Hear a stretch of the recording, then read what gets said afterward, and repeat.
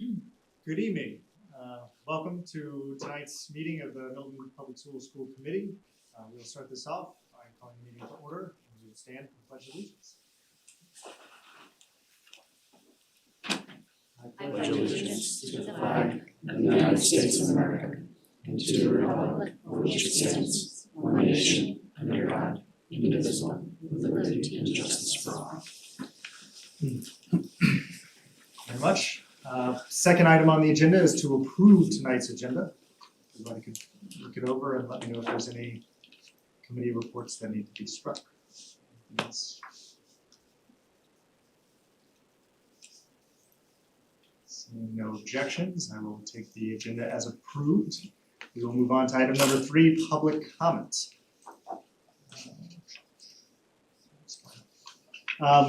For public comment, in accordance with school committee policy, we welcome members of the community to share their perspective with us during public comment.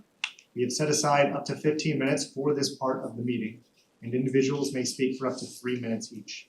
While the school committee does not respond directly to public comment, there may be opportunities for members to address issues that are raised over the course of the meeting when relevant topics are on our agenda. We strive to engage in respectful discourse during our meetings and ask that public comment speakers keep that in mind. Speakers should introduce themselves and provide their address for the record. Is there anybody here for public comments? We have one person in person, which we'll go ahead and welcome up. And if you are online and looking to speak, if you could just use the raise hand feature on the Zoom. I'll start here. I will keep track of the 3 minutes. Oh, I wonder why I'm here. Don't forget to introduce yourself. Okay, thank you. For those of you that don't know me, I'm Erin Bradley, former select board member and town meeting member, precinct 4. I have one child that graduated from Milton Public Schools in 2021. Ouch. And the other one who is currently a junior in the school. I'm here because I had the pleasure of watching you guys work for many years when you tried to figure out your new calendar for the school year. Remember that? Some of you sat here for many months, discussed it, tried to figure it out, make sure it was equitable for all the students. I'm here today to talk to you about a reoccurring issue that continues to happen with the Milton High School track team. Last year, it was the graduation that was in conflict with the Division III state championships. This year, it was the prom. I completely understand about graduation dates. I get that. I get it set in stone. Understandable. However, the prom is not set in stone. The prom is a date that we pick, and we pick it at the beginning of the year from our student body, and we make a reservation. When my son's father called the principal, when we first found out when the date was, the principal said to him, "Well, do we even know that we're fielding a team there?" So let me just tell you what the track team did at the Division III state championships, because it seems to me that there might be a disconnect with how big of a team this is and what exactly they do for our town. We had 5 state champions. 5 people medaled. They are the champions of the state, just like the hockey team, just like the football team, just like the theater team that won, same thing. I'm gonna say their names tonight because it's not often that they get their names said in a public forum. The first one, oh my gosh, it just refreshed. The first one's name is Jonah Stevens Roy. He's a sophomore. So this is gonna be a consideration for the next few years, because let me tell you, he's gonna medal. Not only did he win 1, but he won 2 medals. He won both the 110 hurdles and the 400 hurdles. Amazing, amazing athlete. The next one is my son, also an amazing athlete, Robert Beato, who won the Division III 800 meter. Ella Turner also won gold in the high jump. Annalise Aguilar was the 5th gold medalist, and she won the 100 hurdles. All in all, they fielded, scrolling back up in the coach's email. 30 seconds. So. I only have 30 seconds left? Can I take somebody else's time too? All right, I'm gonna keep going. So they won 20 medals. Top 8, 20 medals were won. When we tried to talk to Principal Cahill about this, she informed me that there's no conversations that happen between the AD and the principal regarding scheduling of these items. I understand that there's a lot of sports, I understand there's a lot of activities. However, this is now the second year in a row that the track team has had to, can I keep going or no? Thanks.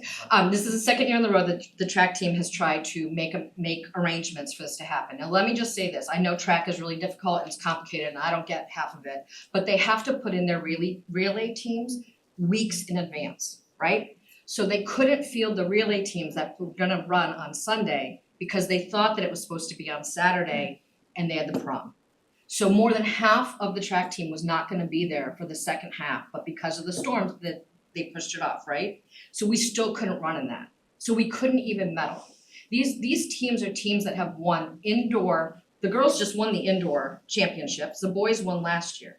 These teams are important, these athletes give their all, and they should not be treated as second-class citizens just because they're not on a giant football team, a giant soccer team, a giant whatever team that this town, relishes over and fawns over. I'm not asking for special treatment for the track team. All I want is for the AD to come up with a calendar over the summer, because let me tell you, I already know what the track meets are for next year. The schedule's already out. I want him to come up with a schedule and I want him to give it to the principal so that they can have a record of when these dates are gonna be, so they know what impact it's gonna have on these kids. That's it. That's all I'm asking that you guys do, is break down the silos within your high school so that we can have a calendar and maybe the track team doesn't get messed up next year over this. I was gonna use another word, but I'm using messed up. So that's all I have to say. Thank you all for your work. Thank you for your work that you gave on the calendar for the school. I just want a little attention to be done as we do things for our seniors and our juniors, because it matters. So Thank you. that's it. Thank you so much. Y'all have a Thank great you. week. Thank you. Oh, and happy graduation. Thank you. There's no other members in person for public comments. Anybody online, remember, please raise your hand. Yes. Nicole Boyson has her hand raised online. Unmute. Okay, oh my goodness, hold on a second. Hold on, Nikki, I have to promote you, there.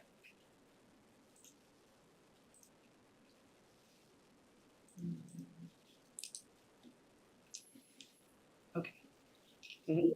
Hi there. I'm fighting a little bit of a cold, so hi. I'm fighting a bit of a cold, so I apologize for my voice. I just wanted to say quickly that I really appreciate your considering my petition, the work we're doing with homeschooling kids, and all the wonderful treatment and help that you've given me. I'll look forward to the vote later in the meeting. Just want to say hello. Thank you.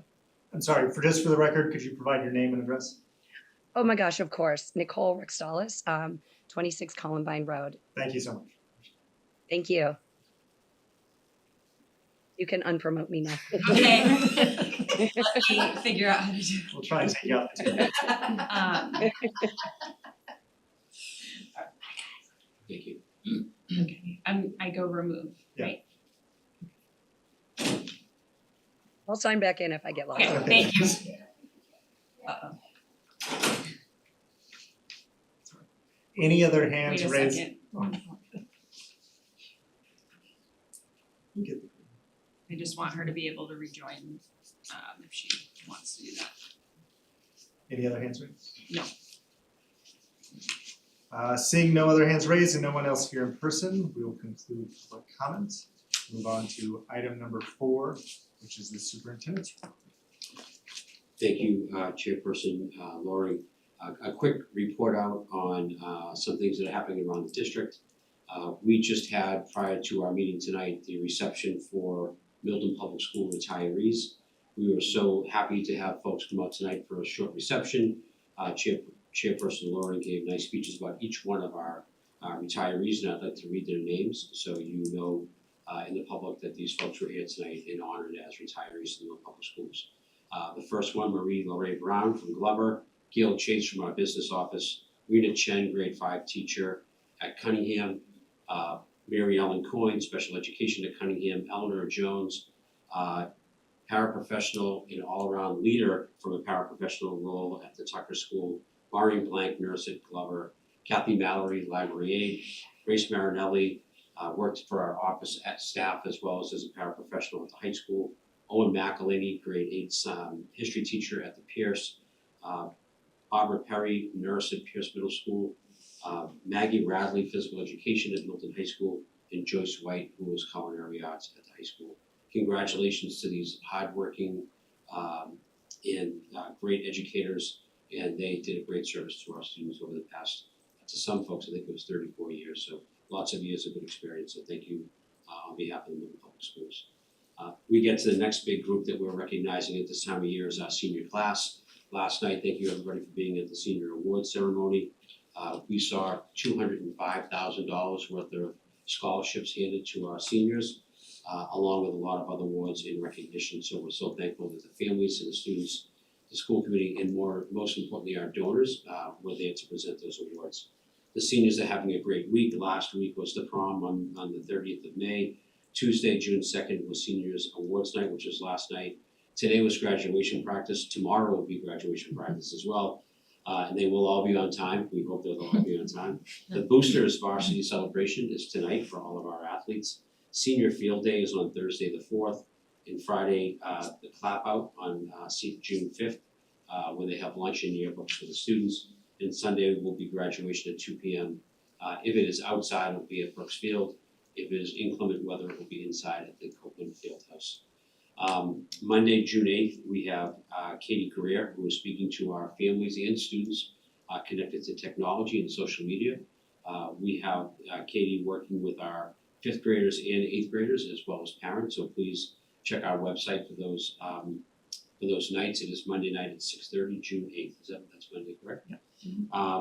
Instrumental music lesson night is Tuesday, June 9th at 6 p.m. for those folks who take advantage of that.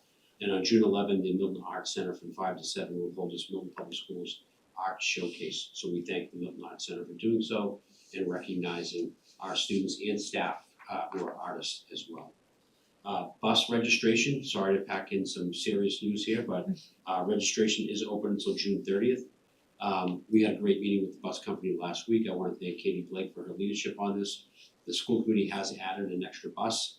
We have met with the bus company in order to them to really pay attention to our middle and high school bus runs, which were problematic last year. We believe that adding an extra bus and also the bus company is providing 2 or 3 larger buses to create more capacity, that we will be able to provide bus service for middle and high school students at a much higher level than we did last year. And we thank Katie for her work on this with the bus company, and we look forward to that working out this year, next school year. So please register by June 30th. We want to have a couple more highlights. Milton High School Theater. We just found out that the theater program's production of Frozen and The Drowsy Chaperone were nominated for 9 Massachusetts Educational Theater Guild Theater Awards. This is another recognition for theater that also was the best in the state over the spring and winter season.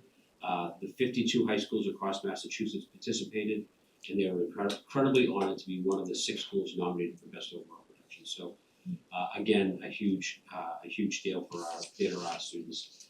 In music, the awards and honors keep coming for our music community as well.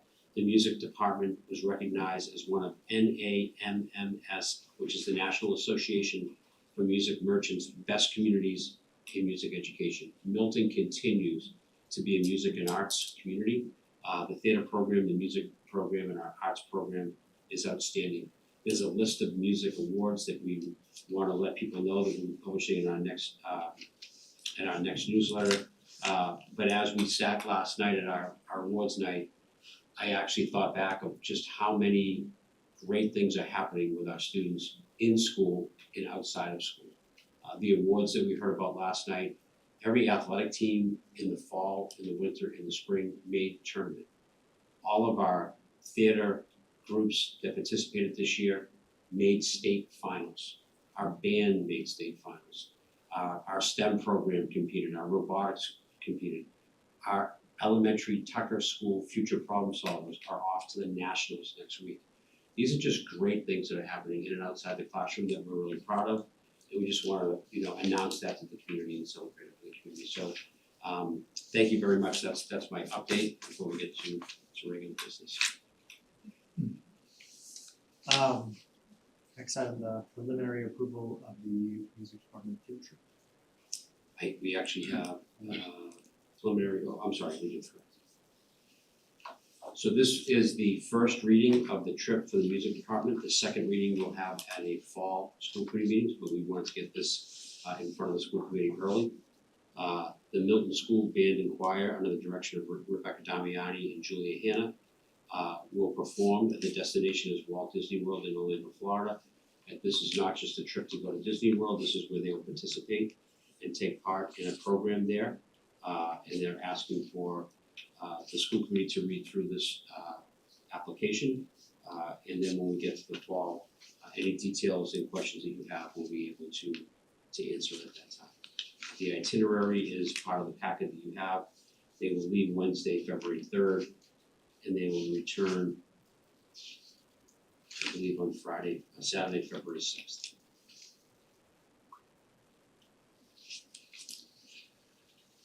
Any questions about this? So folks want to read that until we see. Rebecca will be at the meeting that we have in the fall.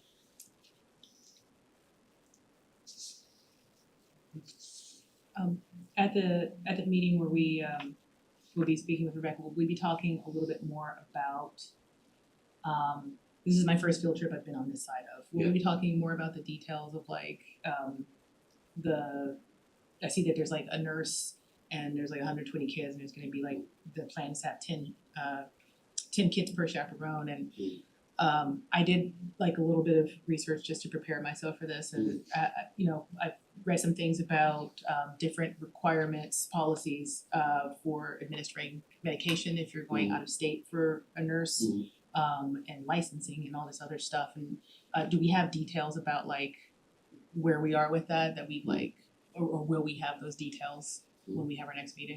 We will. I can say that we just experienced that when we went to DC. The nurse went on the trip. There is specific detail regarding the licensure of who can administer outside of the state. That's why our nurse goes on the trip and we actually pay for that nurse to be there because that's a paid duty for them. And so I think in the spring of 25, which would be last school year, that became a factor that people really had to look in and understand how it worked. And I believe that they've figured out what the formula is, and our nursing team is well aware of what it looks like to go in another state, but we can definitely have them talk about that. Thank you. You know, the other pieces are fundraising. I think Rebecca and the team wanted to get this up and running so we could have them let the students know to begin thinking about if they wanted to go and what the fundraising would look like, so they could begin to reduce the cost for all of our students.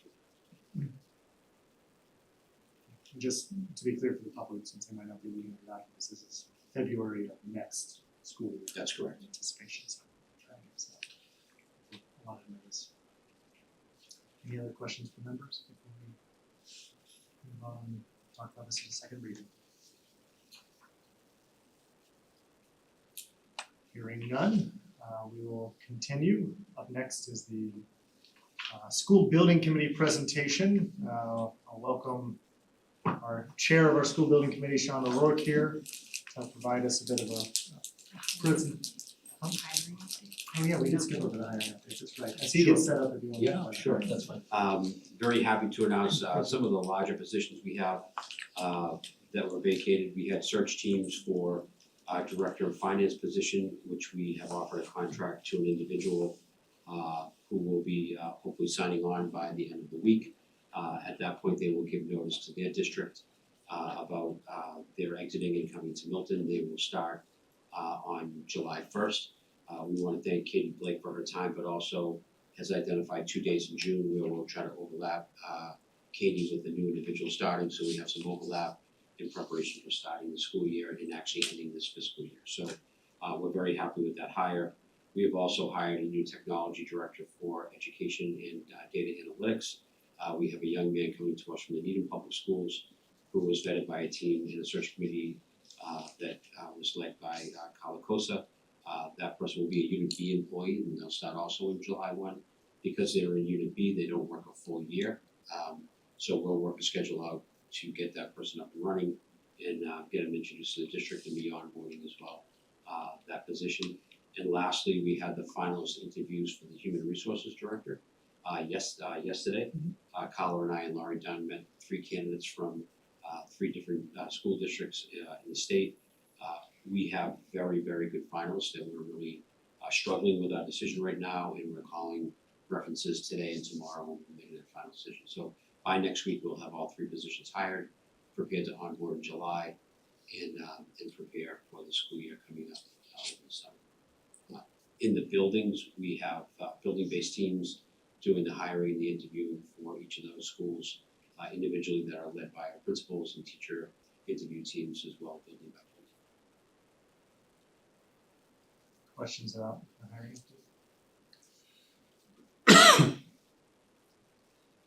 Not, thank you. Now we'll move to the school building committee presentation, just to kind of orient us and provide some framing for Sean Jemison.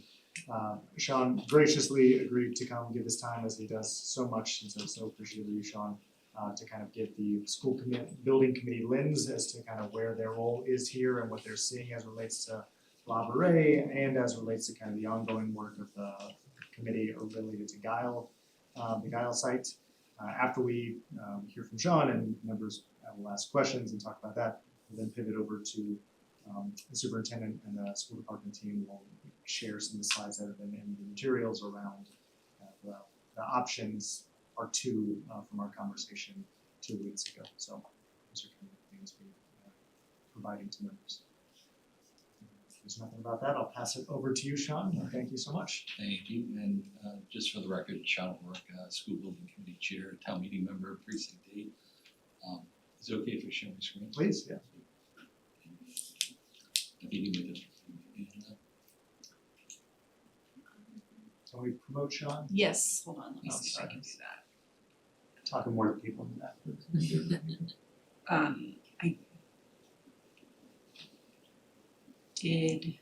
I did run into the challenge of I got it. removing you. I might just deal with that when we get to the point. You're a panelist now, so can you share? Yep.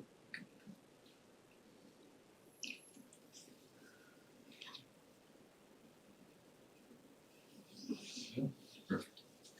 So, yeah, as Mark mentioned, tonight, I just want to give an update for MSBA, kind of where school building committee is at. And then also follow up, following your discussion a couple weeks ago regarding La Brea and kind of how that fits within the framework of the path we're going with MSBA right now, and also how it doesn't fit within the path for what we're doing with MSBA. So, what you see here is the flow chart with MSBA, which are the 9 modules that we have there. We had worked the past year on module 1, which we completed in February 25th of this year, which basically had a certain outcome from it, which is essentially enrollments. And right now, we're moving on to module 2, which is formation of our project team, known as project manager and an architect and engineer. School building committee is actually meeting on Monday to go through a short list. So for applicants for the owner's project manager, we had 11 applicants, and we shortlisted just recently down to 3. So we're going to be interviewing each one of them on Monday. So, as I mentioned, the outcome from module 1 was essentially, call it boundaries that they have us under MSBA that we have to operate under. So what that is they looked at certain data that we provided them to develop an enrollment analysis for 3 options. And those 3 options are an addition and a renovation to Collycott Cunningham School to accommodate 1,400 students. And they do this as a baseline for any statement of interest. So whatever school you submit on, they automatically say you have to do an ad reno as an option. We're not anticipating that as something that will go far, mainly due to space constraints. But the other 2 that are there that I think are the ones we focus on is a new elementary school, grades K to 5th, plus a preschool component. And the enrollment that they gave us of that was 495 students. And essentially, we defined the preschool component of that. So when we did this process before, we had about 112 in pre-K. The other option that we're looking at also is a new middle school, grades 7th and 8th, plus preschool. And the enrollment for that was 660 students plus pre-K. So again, that's kind of the framework if we're working with MSBA under our current timeline that we've got to hold to. So those 2 options, the new elementary school, the new middle school, there's no site constraints on there. So we're able to look at Gow Road that we have there that we got through the land swap and Laborie College. So Gow Road, just again for comparison, is a 6.4 acre site.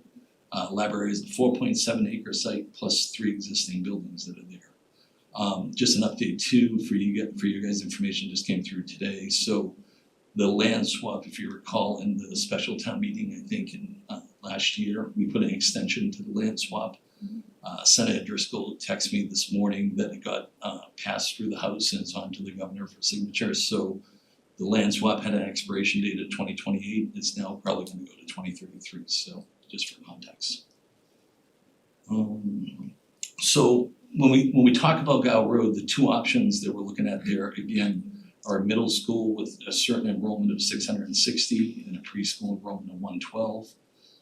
Elementary school 495 and 112 again. So again, a 6.4 acre site, no existing buildings, and essentially it's all new construction we're gonna do there.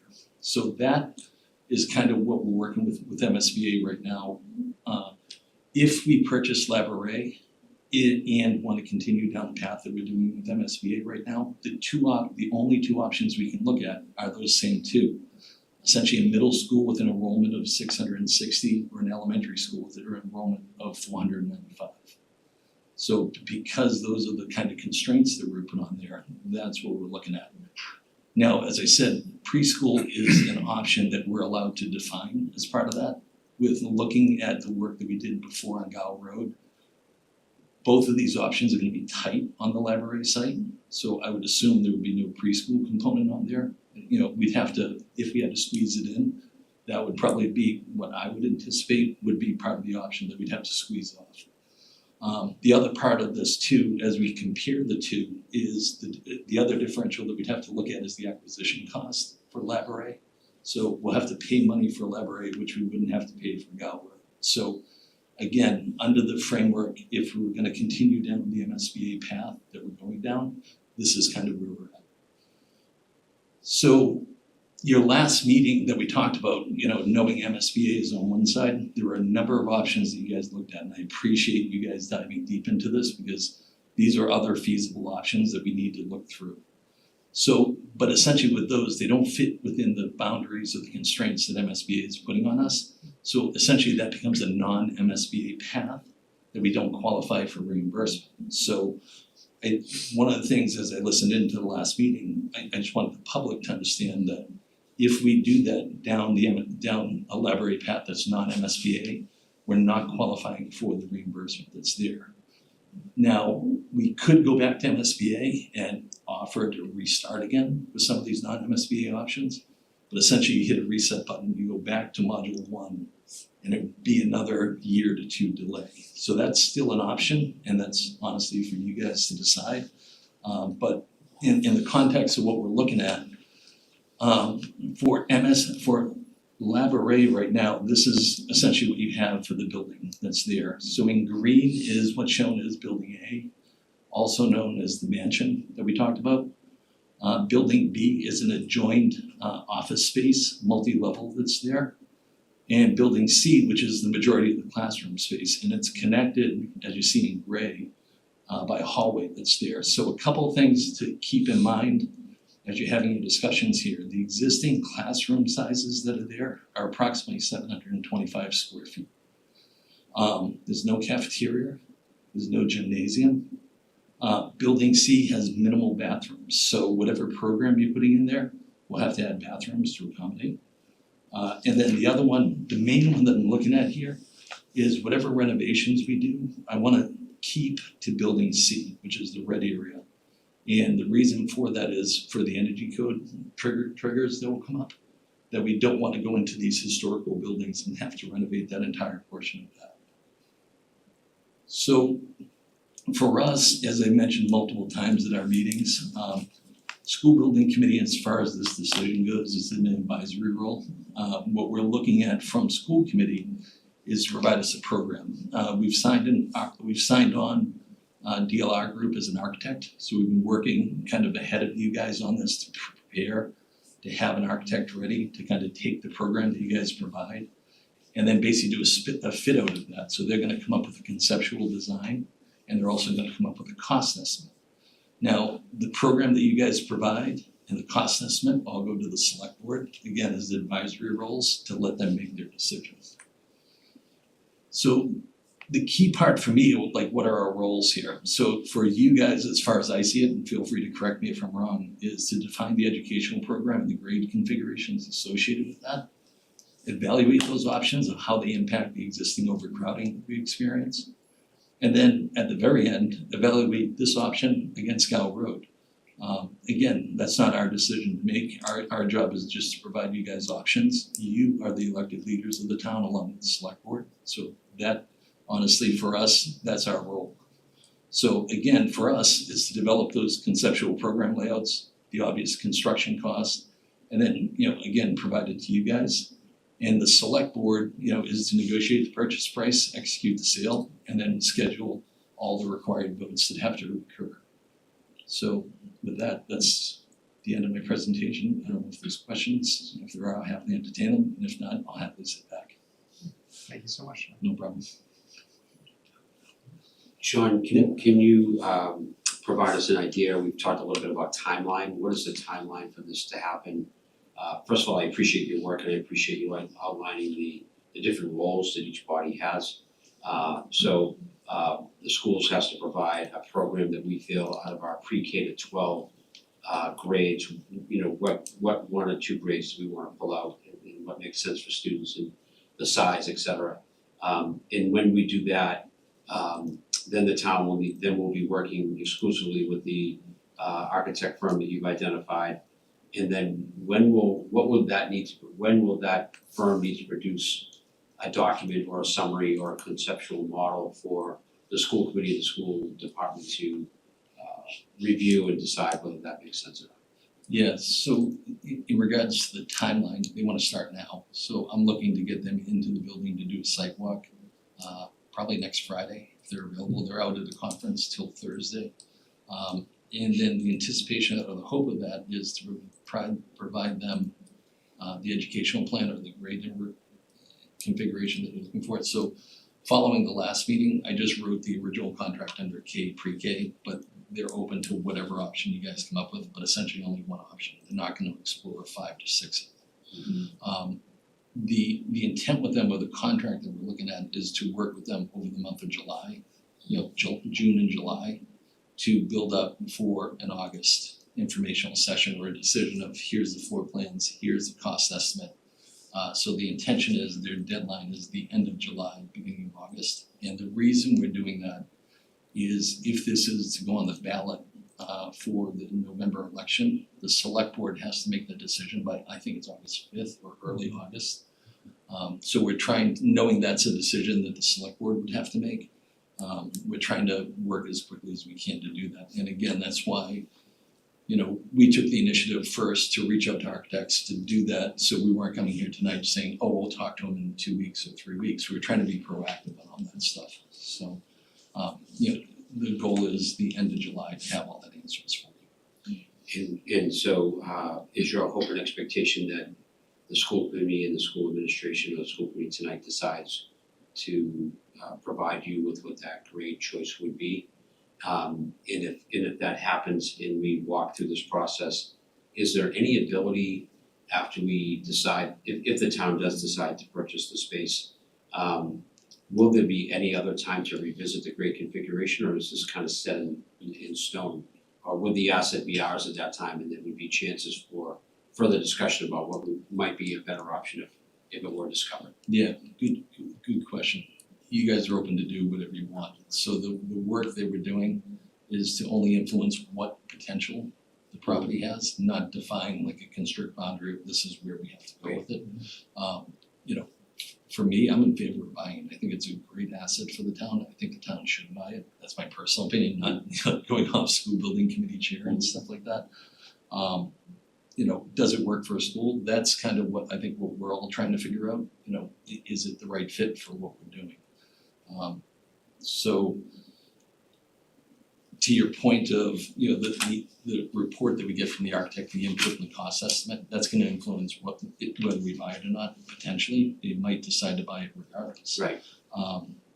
But the opportunity to shift from that, if something comes up later on that we would like to go from one option A to option Z, we can do that. Great, thank you. Yep. Sean, I have a couple questions. I should probably know the answers to these, a couple of these as a delegate to the school building committee. The preschool option, is that, or the preschool part of the MSBA program, did I hear you right that is optional under any circumstance, like we could lop that off if we wanted to, whether it's La Brea or whether it's the Guile Road site? Correct. So the enrollment component of it, what I was saying was optional. They didn't prescribe an enrollment to us that said you have to provide a school for this many kids. What they said is, like, you wanna provide preschool, let us know what that enrollment number is, and then, there's a certain formula that builds into their reimbursement. Like, there's not it's not as heavily reimbursed as the overall school, but there are some reimbursements for it. But the overall enrollment, like the prescription of that is what was open to us. Yeah. So if we wanted to do a K-5 option under the MSBA is authorized for K-5. Yep. If we could squeeze that into La Brea. Yep. But we couldn't fit preschool, we could just remove preschool and still be eligible for the program. Correct. So if I understood you right, the three buildings, you were saying we only really wanna touch the main academic building so that we don't trigger the stretch code for the entire site. So under that code, they view the three buildings as three distinct buildings. To be determined. Okay, I mean, that my- feels like a big deal. Yeah, my interpretation of it, because you have a separate structure of that building, right? The academic building, as you're putting building C, that I think has separate electrical and gas services to it, so essentially it acts as its own, and it's interconnected only by that hallway that interconnects them. You could make a case that, the renovations are isolated to that building, we're only drawing kind of the boundary of the upgrades to that building there. Yeah. And that's one of the things within the architect, we're gonna ask them. Okay. But They're through gonna weigh in initial on that. discussions, that's Yeah. kind of our where we're heading with it. And that's why for program space, I don't wanna aim to anything in building B or A, because if we start doing anything in there, under, call it this overall project, if it becomes a project, I don't wanna trigger anything over there that causes to renovate the entire mansion, because Yeah. that's quite nice. What percentage of the whatever building do you have to touch to trigger stretch code? I don't know. Off the top of my head, I don't know. But again, that's one of the things that we're gonna work with the architect. Like, my goal for that, again, is whatever that, I keep the renovations isolated to building C, so that way, it's not triggering all the others. That's like kind of the goal going into it right now. And then last question, will the architect be also looking at new construction potentially needed for the building, like a cafeteria? 100%. Yeah, okay, so it's not just interiors. Yeah, Alright. so the scope of the architect is to take whatever program that you guys prescribe, look at how we fit it into the existing building. And then also, there's obvious need to add on to the building, so what that add-on is gonna be. And then that will get turned over to a cost estimator that will have a certain renovation cost that will be there and a new construction cost associated with it. The one thing with Library, just to note too, that they did have a master plan that looked at it, and it did have an addition, so the image that I was showing on the slides, and I can share them later, that had that like red square on that, they had already planned to do an addition there previously, so we're trying to leverage some of that previous work that was already done to say, there was additions planned, here's where they were looking to do it, can we, just use that and make it bigger. Cool, thanks, Sean. Lizzie? You had pointed out the need to do some sort of comparison and contrast between this non-MSBA path and the staying MSBA, which, as you were just saying, could include like a K-5 school at the site. But I guess I'm wondering how would we really be able to do that if we have to deliver one option? Because we won't be able to do both with the architect, like both a K-5 in the building and the pre-K K in the building, right? I So got a good answer. how, it just seems like we wouldn't be able to do a very thorough comparison. So think of it this way, we're going down with school building committee parallel paths from now, right? We're on the MSBA path, we're hiring an autonomous project manager, we're gonna hire a new architect for that.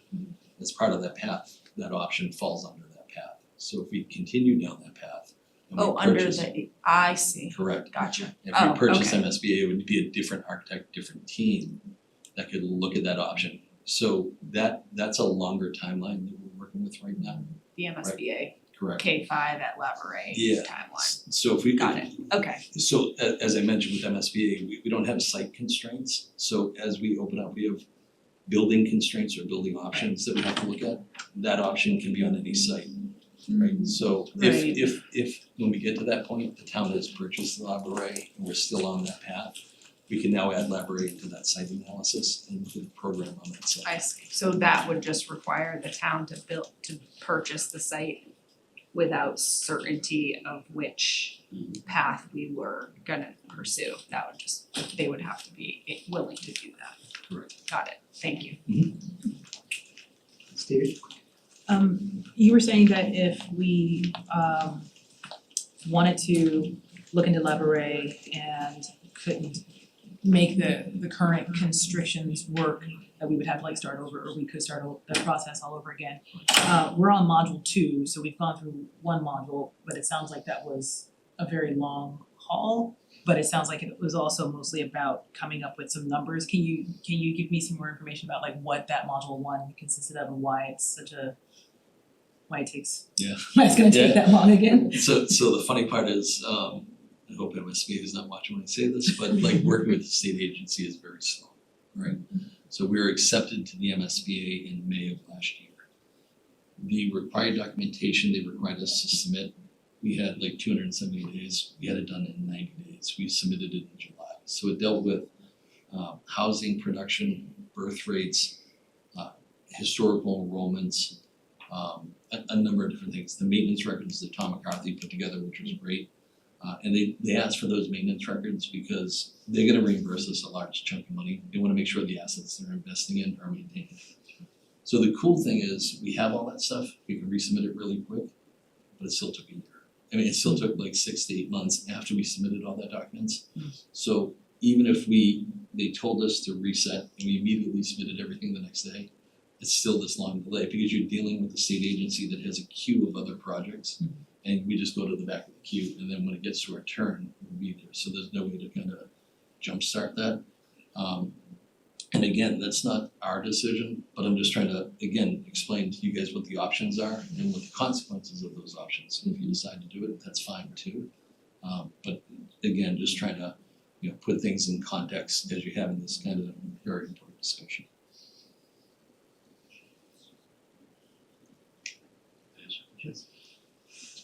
Getting back to this matter of cost and comparison, when we put a program forward and they explore that over the next month and a half, and they'll come up with what they think it could cost, we still, the town or all of us together as the select board and this building committee and the school committee may not have a real clear idea of what the MSBA project would cost. So if it does go down that pathway of non-MSBA path, which is we buy it outright as the town, we're not looking for reimbursement because we think that it will be something that will maybe move faster, might be, cost effective otherwise. Yep.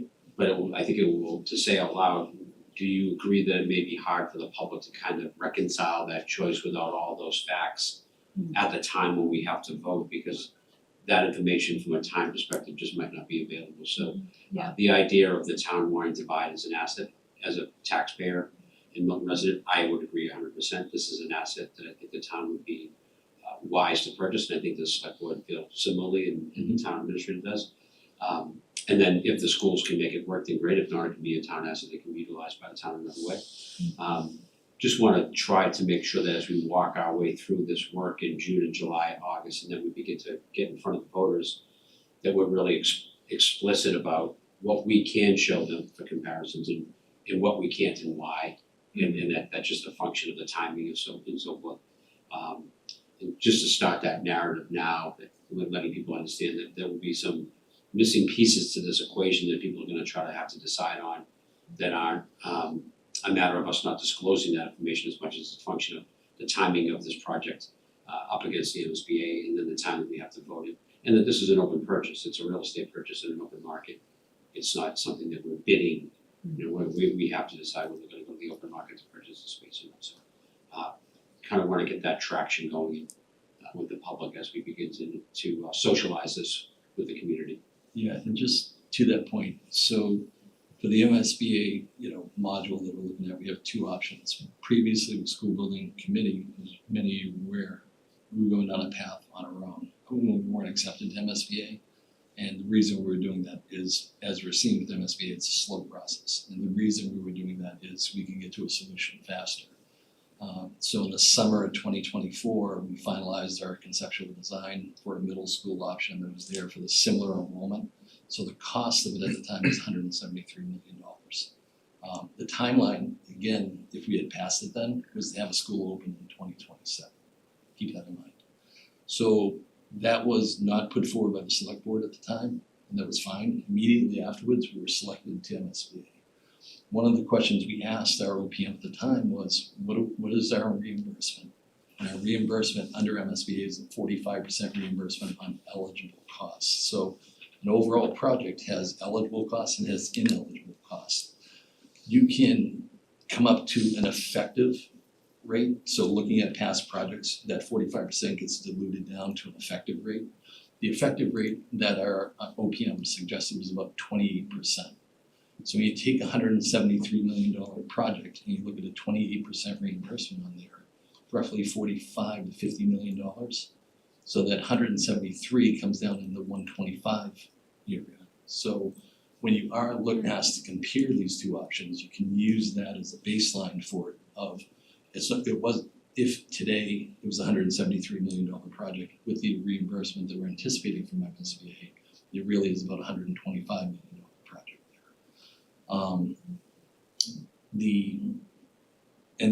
For the option that we're looking at here for, again, whatever option is here, the architects are gonna give you an option for that program, the cost estimate there. So like the joke I keep making about this, I use them like at work all the time, it's like we're comparing apples to pineapples. They're both, fruits that are there, they taste different. But, there's similarities, but they're very different at different things there.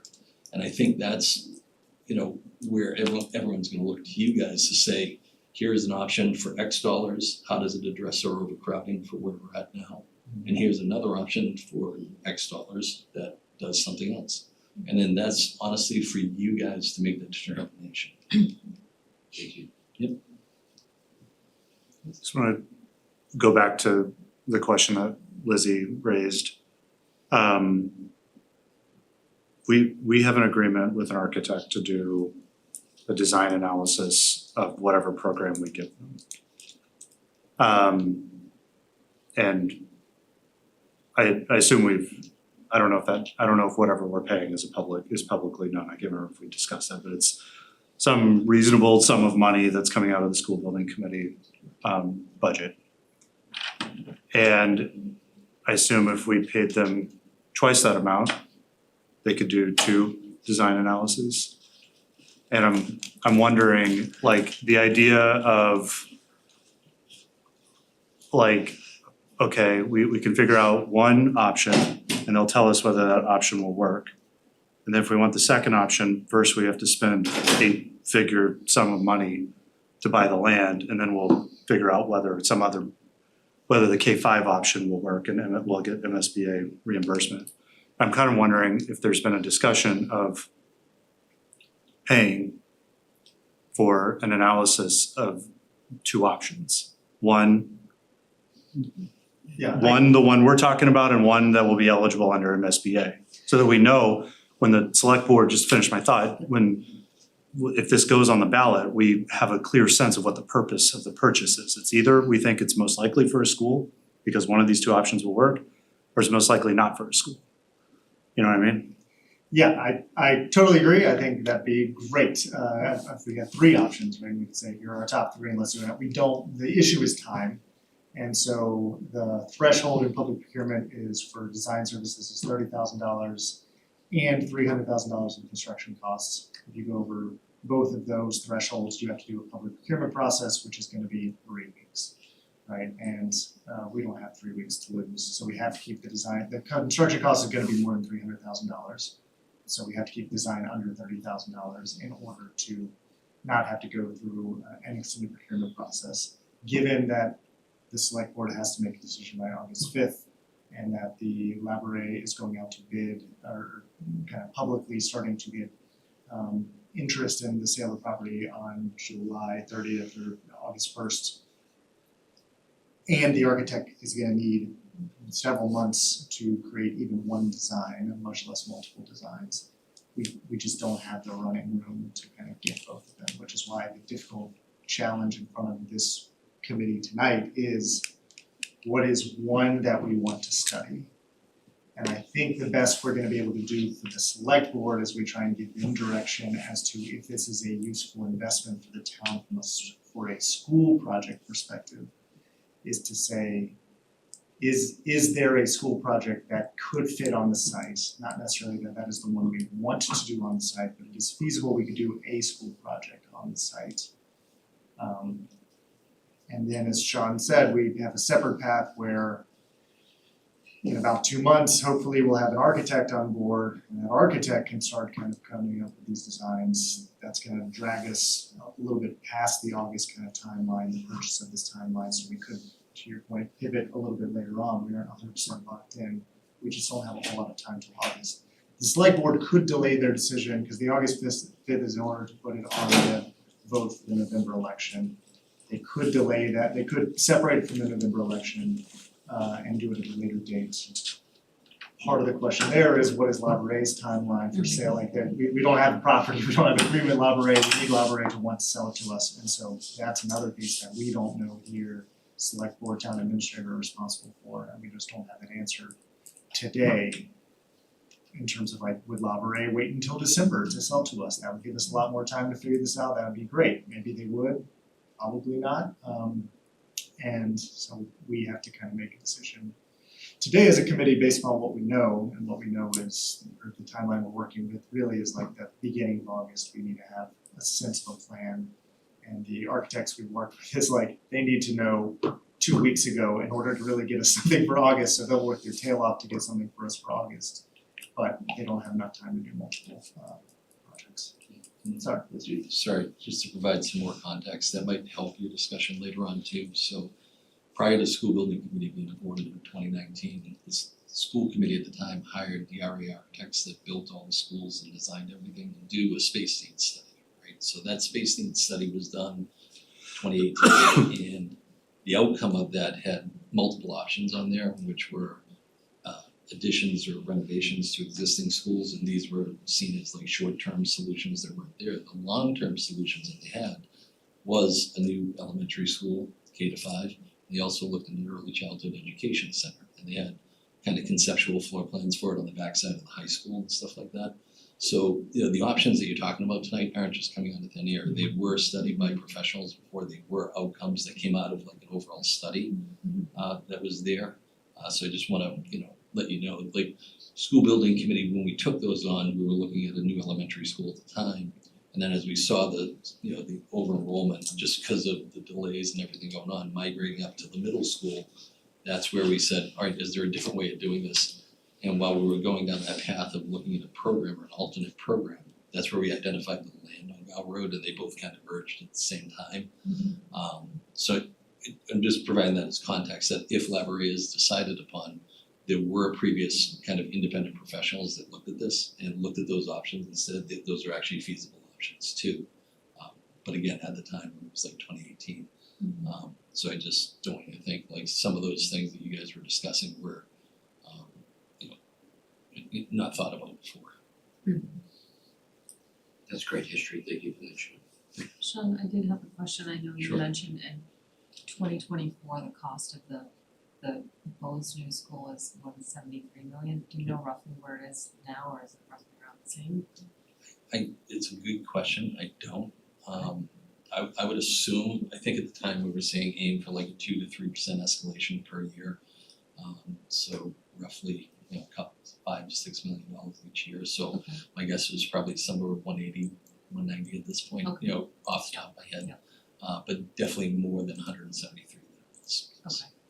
And then because Lever is an existing site, is there a fall under a different reimbursement rate through MSBA, or is it similar because like the structure is there? Yeah, good question. I don't know on that one. So because it's not an ad reno, because it's like not an existing school, like it's a site that we're building and it's not a school that we own. So I honestly don't know how they would look at the new construction costs there. Obviously would fall under whatever it falls under for the reimbursement that we're having, but the renovation costs that are there, I don't know how they would address those. And then what, if we're following through, because we're on module 2 now, if we were to go through, what is kind of our timeline? Are we looking at completing whichever path we decide to go? Yeah, if we stay down the path that we're going without hitting the reset button that I talked about to like return back, we're hoping to have the overall ballot question for whatever project it might be in 2028, so a couple years out. We want to get the architect on board, start our design, and then get to a place, I think it's module 5, where it's funding the project that they call it, where we have a price and we can put it in front of everybody of here's the project, here's how much it will cost, here's the impact to the taxpayers that we're gonna see. So our aim for that, I think, is around 2028, annual town meeting, 2028 in May. And then, construction, final design and construction following that, so probably a school open 2031. 30. Okay. 2030, 2031, something. Thank you. Yeah, no problem. Steve? Sorry. Do we have any concept of how well utilized that main building, the mansion, would be? That and the side building that would have the OT, PT stuff, and like given what we have in the district now for administrative staff and all those roles, like how well will we actually be utilizing that space? Moving people over. I just remember walking through the mansion and seeing there are a ton of like offices. There's a lot of office space, and it was hard for me to imagine that we would actually utilize. So I'm just curious about that. Yeah, so for me, my focus has mainly been student focused. Sure. The administrative end of it, I don't know. I know in your previous discussion, we were talking about, the space that we're creating as part of the Gow Road, like middle school before, and creating additional administrative space. And that was a goal to try to move some of the administrative out of the high school to kind of free up everything all levels down. But as far as specific, like how administrative existing space would migrate over there, we haven't looked at that, but that is something we can ask the architects to add on to, that they're looking at. We can have that answer in August. I was mainly just more interested because, I'm sorry. Yeah, it would be great for them to assess that, and we could let them know exactly how many offices we currently have and which ones we thought would be moving in that area. But and the public should know that school committee folks did tour the site as well, so now you're actually getting a chance to see that there are so many nooks and crannies in that building. But if we move the central office business functions, the superintendent's office, special education services, our DEIB office, our school registration, and if we find ourselves with more room, we would invite the town, any service delivery to the town that wanted to be part of that building would obviously be welcome. But it would be really nice to go through the space for space count, because it does feel like there'd be a little bit more space than we would need. My goal would be to have, if we were planning in the future, would be to have a family center there, which would, I think, really take up a lot of the first floor for our families to be coming, and whether or not we could have our school committee meetings and all that just space there as well. So, but it's definitely a big question. And the second question was, if we're not going to renovate this building B, how would we utilize that? And I think that we could actually utilize that without much renovation at all, in order to provide different types of support services for the students as well, so. But I think that if they can actually move that into their work or scope of work, that would be great, because Yeah. maybe I kind of have the same. I'd like to walk the building 9 more times, like, 'cause every time you turn the corner, you find another little space in the room, and Yeah, and you wanna maximize, Yeah. you wanna make sure you're maximizing the space that you're buying. Yeah, I mean, the one nice thing, the initial walk that we went on, the basement of the of the classroom building, the academic building, Tom McCarthy was looking down there, they were looking at taking, their staff and utilizing that space. facility staff, absolutely, our rental staff. Yeah, that space that some of us. Consolidated These facilities, are currently in the basement of high school, so. Yeah. we need Yeah, more space. and to my point of like, as an advocate for purchasing it, like I said, I think it's a great asset for the town to buy. And again, whether it's a school or not, I think is kind of what we're all trying to get out of. But could there be other opportunities that the facility offers for the remainder of the town? Park and rec. You know, there's just so many places for. It sounded like at the select board meeting, they were discussing the need to do that parallel. That would be a parallel path for them to be pursuing, right? But while we're looking at this, they're hopefully exploring what those other non-school options would be to utilize the space. I have a question. Sean, you have mentioned earlier that the project that you want the architect to look at is going to be on building C. So how can we make building A and B feasible, workable for the school, human resource department, et cetera, without any renovation? Because even we walk through it, there's still the ceilings might have to be fixed, and there will be a lot of plumbing issues with the old toilets and all that stuff. Yeah, so I think it goes back to the earlier question Nathan was saying of like how much renovation triggers those energy code things. So my anticipation would be, we can still have the architect look at everything. To Stevie's question, we have the floor plans, so we know what everything looks like there, and we can look at the floor plans without really going through it to ID, this program can go over this space, this program can go here. But when you're talking about like upgrades to it and stuff like that, I think the way I would do it is for this overall project that we're talking about is isolate everything to building C, do that overall project. Walk away, sign the occupancy permit, have that project closed. And then some of those follow-on projects that you're talking about there, you can do them smaller, so it wouldn't trigger that. Okay.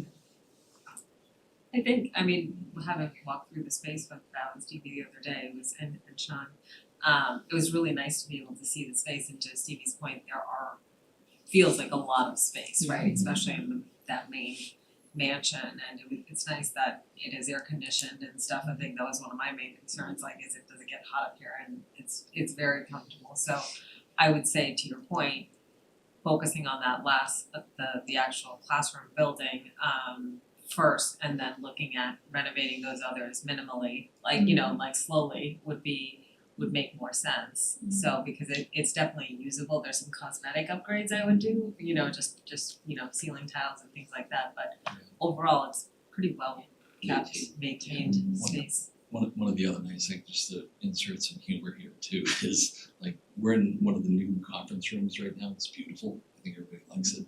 There are a couple of very nice conference rooms over there too, that if the town were to own it, it gives us kind of more space that we can actually have meetings in and stuff like that, or a variety of different spaces that we can actually operate out of too. So, Council on Aging, you know, I mean, there's just a lot of space for cross work between, you know, different functions that it would be very interesting. Yeah. So Sean, before I go and show my slides, and if you're staying, that would be great. The way I framed the updated presentation goal was to revisit our main 20 options and bring forward a recommendation to the school committee in order to provide the architectural firm an initial option to review the space needs assessment and potential program for the site. And I say that out loud because I wanna kind of release the pressure a little bit. We don't have to get this perfect now. We're gonna choose one to have them take a look to see if it's actually in the ballpark of feasible, to use, you know, regular words. And if that makes sense, we can hand it to them. They can give us what they need to say, you know, if the town wants to buy it, great. And if the town wants to buy it with a potential school option, there's one that kind of makes sense. And you can actually change that if we do purchase it, and we want to revisit that conversation And to summarize, if we wanna revisit it through an MSBA path, it's either gotta be a K to 5 or a preschool. So we already have that pathway that we can actually go down because our MSBA partnership is not site specific. If we wanna do it without the MSBA, we still have time to revisit and say, you know what, let's go back to that 8th grade option, let's go back to that K-6 option, let's go back to that whatever other option, we'll have time to do that. So I only say that to kind of lower the pressure of the decision that we're about to make, because time is very, very valuable in getting this work up and running in order to have the window of work done in order for it to be decided in time for it to actually be considered seriously and move forward on, or not. That depends on us just moving that ball forward, so kind of a preview of setting the expectations for how we may wanna talk about these options today. Any other questions for Sean before we pivot to the second public conversation? Yeah, just to your point, I'm free to stay, Okay. whatever you guys need, so happy to Yeah, we're not have letting you go. No, that's fine, the sitter's paid till later, so. So on behalf of the full school building committee that has been working on this issue since 2019, I wanna thank them for all their hours and time in pursuing the really worthy goal of providing the schools more space in order to serve the students of the town. And if this is a curveball in any way that makes their work a little different and goes down a different path, I appreciate that flexibility. And I really respect that they're able to pivot if needed in order to support this project moving forward.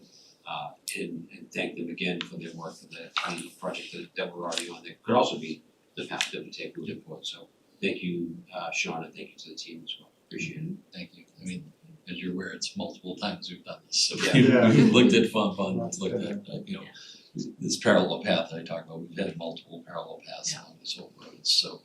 I mean, we're excited to get something, and the one thing I enjoyed about hearing the discussion at your last meeting was everybody's, acknowledgement that we need more space, we need a school, so I appreciate that. Yeah, we do, and thank you. Okay, Lizzie, you have the slides, if you can pull those up again to kind of provide the framing for the group. The goal of this part of the conversation will be to hear from the school department on the recommendations, ask whatever clarifying questions, but to get to a design, a singular design that we would like to recommend. To John's points, help us get in the ballpark of feasibility for the site in order to give the architect that we are purchasing through the through the school building committee, some direction to kind of move forward with. And the goal of that is to kind of give the select board some information relating to their decision on whether or not to purchase this property and for how much. So those are, I appreciate John sharing those steps, and that's kind of what we're trying to accomplish here. I'll pass it over to you. Thank you very much. So on the off week of our school committee meetings, I meet with Mark and Anna to kind of think about what's on the agenda for the next meeting, and we kind of scratched out a little bit. It would be helpful if we revisited the options and then had this visual of what we think will work and what we think will not work. So trying to provide that quick assessment in this slideshow. But as these are self-standing presentations, I also want to make sure that we provide the context as well. So this is the 2.0 version of our library presentation for June 3.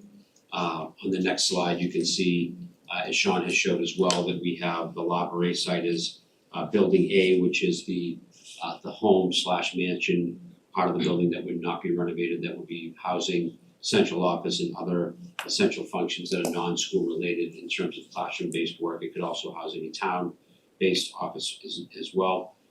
In the aqua color on the left-hand side of the screen is building B, which would be support staff space and other types of space used as well.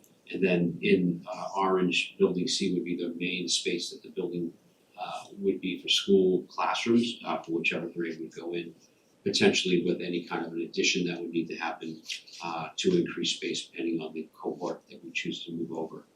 On the next site, reiterating what we just said, this is the potential that we're looking at in terms of how the building can be utilized. This is a very high level look at how we can utilize that space. Then we go to slide 4, we're looking at the context. I think it's been very helpful to have Sean here tonight to kind of remind us of where we are in this arc of work from 2019 for the school building committee to now, in the MSBA path that could be utilized for this Labouré option, and or have it be a non-MSBA option. But it has been determined, to Sean's point, that the space needs of the school are real and that we could use more space to service our students pre-K to 12. And that the first thing we want to actually look at is whether or not a Labouré site option could actually achieve that goal. So if it can't achieve the goal of saving or increasing our footprint in order to serve our students, then it's something that we would pull back from. So that's the major goal. So we're asked for this high-level analysis. The updated goal on slide 5 is to really kind of slow this down a little bit for tonight and take the hot air out of the balloon, that we're not setting anything in stone tonight. What we want to do is revisit the May 20 options, bring forward a recommendation to the school committee in order to provide the architectural firm our initial program option to review a space needs assessment and potential program fit for the site. So as Sean had said earlier, that if we go forward with anything tonight and vote on it and have that explored over the summer, that if the building was purchased and then we have it as an asset for the town, and the town would like the schools to be able to utilize that, there is room for that assessment to be different or that course of action to be changed. And remember, our MSBA pathway parallel to this, it could be the K-5 school or it could be a preschool and fit right into the MSBA pathway. So a lot of options, we're not locking ourselves into anything at this time. The timeline has been consistent, as Sean outlined in his slides, and I will provide in mine as well. Last week, or 2 weeks ago, we had a rubric that we went through on slide 6. First of all, it has to address the space needs of the Milton Public Schools. Can the grade actually fit with additional renovation and potential additions to the site? Is the grade or program an educational fit for the site, and are there operational costs associated with that? And when we talk about the grade program fit for the site, that's also meaning are these transitions, these educational transitions, and how we want to organize our district good for students? Not just a fit of the school, but a fit of how we want the grade configurations for the district in the future to be made up. So the next page on 7 is the list of options that we reviewed through that rubric at our last meeting. A new K-5 school, a grade 9 self-standing 1-grade school, a grade 8 and grade 5 separately, grade 1, a 1-grade school, meaning that each one of those grades would be the only grade at the Labouré site and not part of any other building. So the 9th grade would no longer be part of high school, the 8th grade would no longer be part of the middle school, and the 5th grade would no longer be part of any of the 4 elementaries. There was also a move for a self-standing grade of just kindergarten, as we thought about that. Kindergarten and pre-K together, and then we talked a little bit about just pre-K.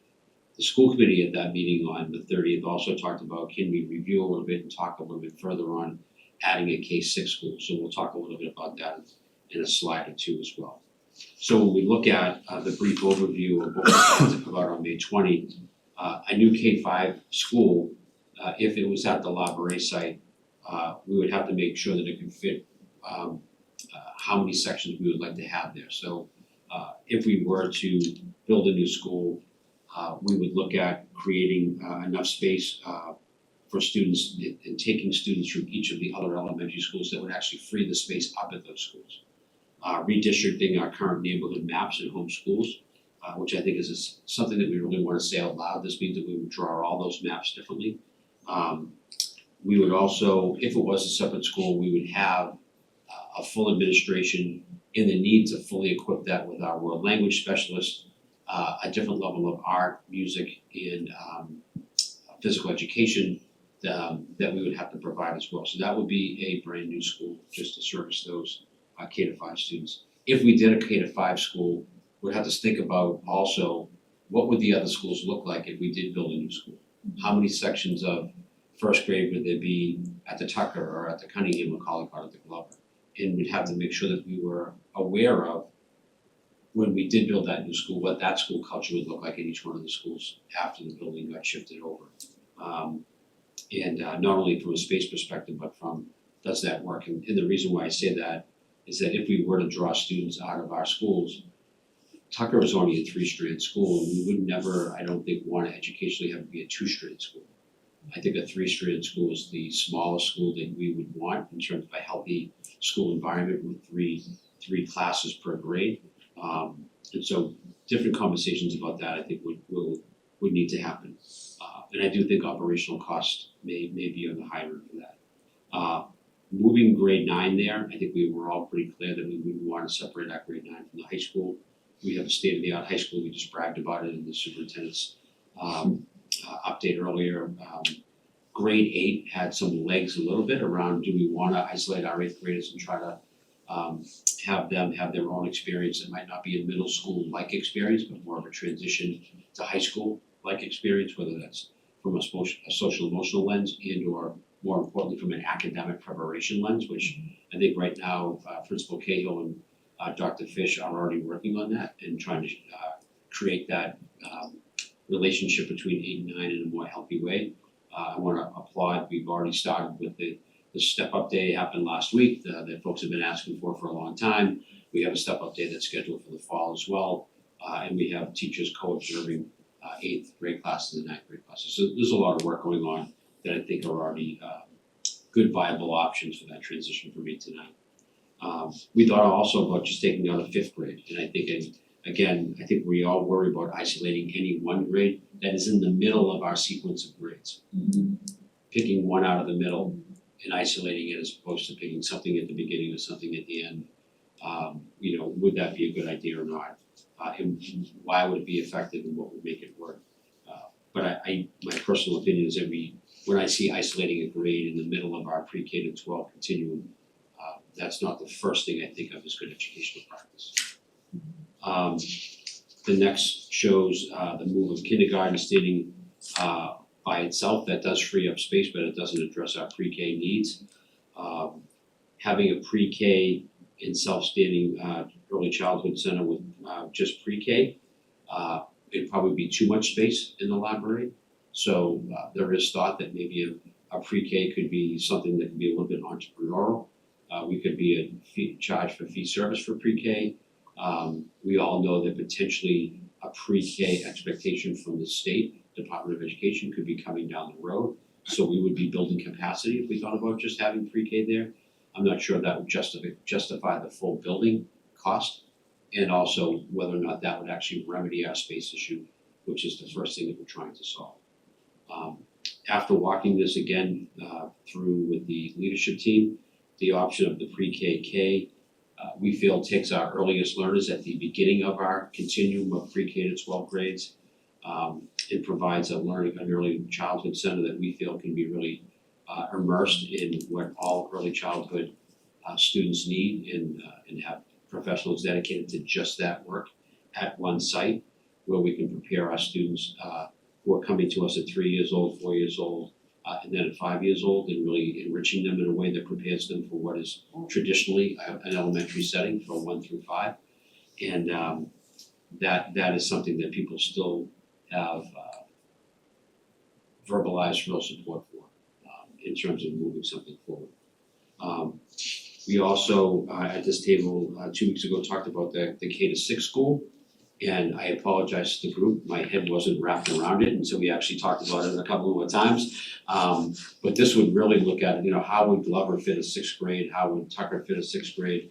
What we would do is actually thin out every school just enough to have a 5th school that was K6. And take some students out of each building and add 6th grade to that in order to provide space at the middle school. And obviously, all of these options provide space for the high school because central office and all the other auxiliary offices come out of the high school and go down. This too would require us to redistrict the school, have a 5th elementary school, and I think the resources of world language and all the other things that we have to provide might stretch a little bit, and I think that we're already kind of stretching that area, but it's certainly something to consider.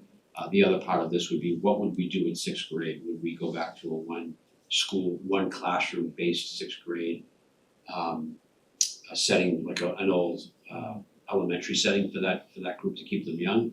Would we have team teachers there? Would we want to model a middle school option? And one of the things that I've learned in my previous world of doing this kind of work is every transition should be preparing, every last grade should be preparing that grade to make the transition to the next grade. So if we had a sixth grade, we'd wanna make sure that there was something a little different about it that prepared them for what seventh grade would look like at Pierce. Just like we're trying to figure out how we wanna make eighth grade look a little different even academically to get them prepared for what ninth grade would look like. So when we had a chance to draw this from scratch, we'd really wanna look at our transitions as best we can. So that would be, in this case, if we did a pre-K to, a K to sixth school, and one of them would have to have a pre-K option, making sure that that sixth grade educational model was preparing students for that seventh grade experience. And more importantly, if we have a pre-K experience, how do we get those K students ready for grade one if they leave there? So preparing transitions is important. And we've been talking about transitions for the last 3 weeks around 8 to 9, 5 to 6, and pre-K to K already in how that district's already formulated.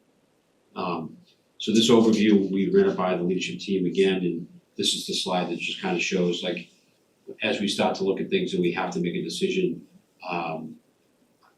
we as a leadership team felt that we could strike these off and really recommend the pre-KK, which would be roughly 340 or 50 students plus another 120 preschool.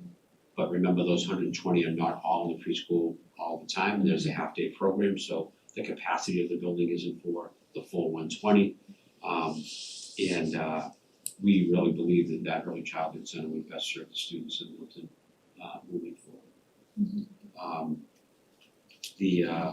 We left on the why preschool and or K is a fit document and statements, and I'm open to any questions that the group has. Thank you, John. Questions from members? Steve, thank you. So I just wanted to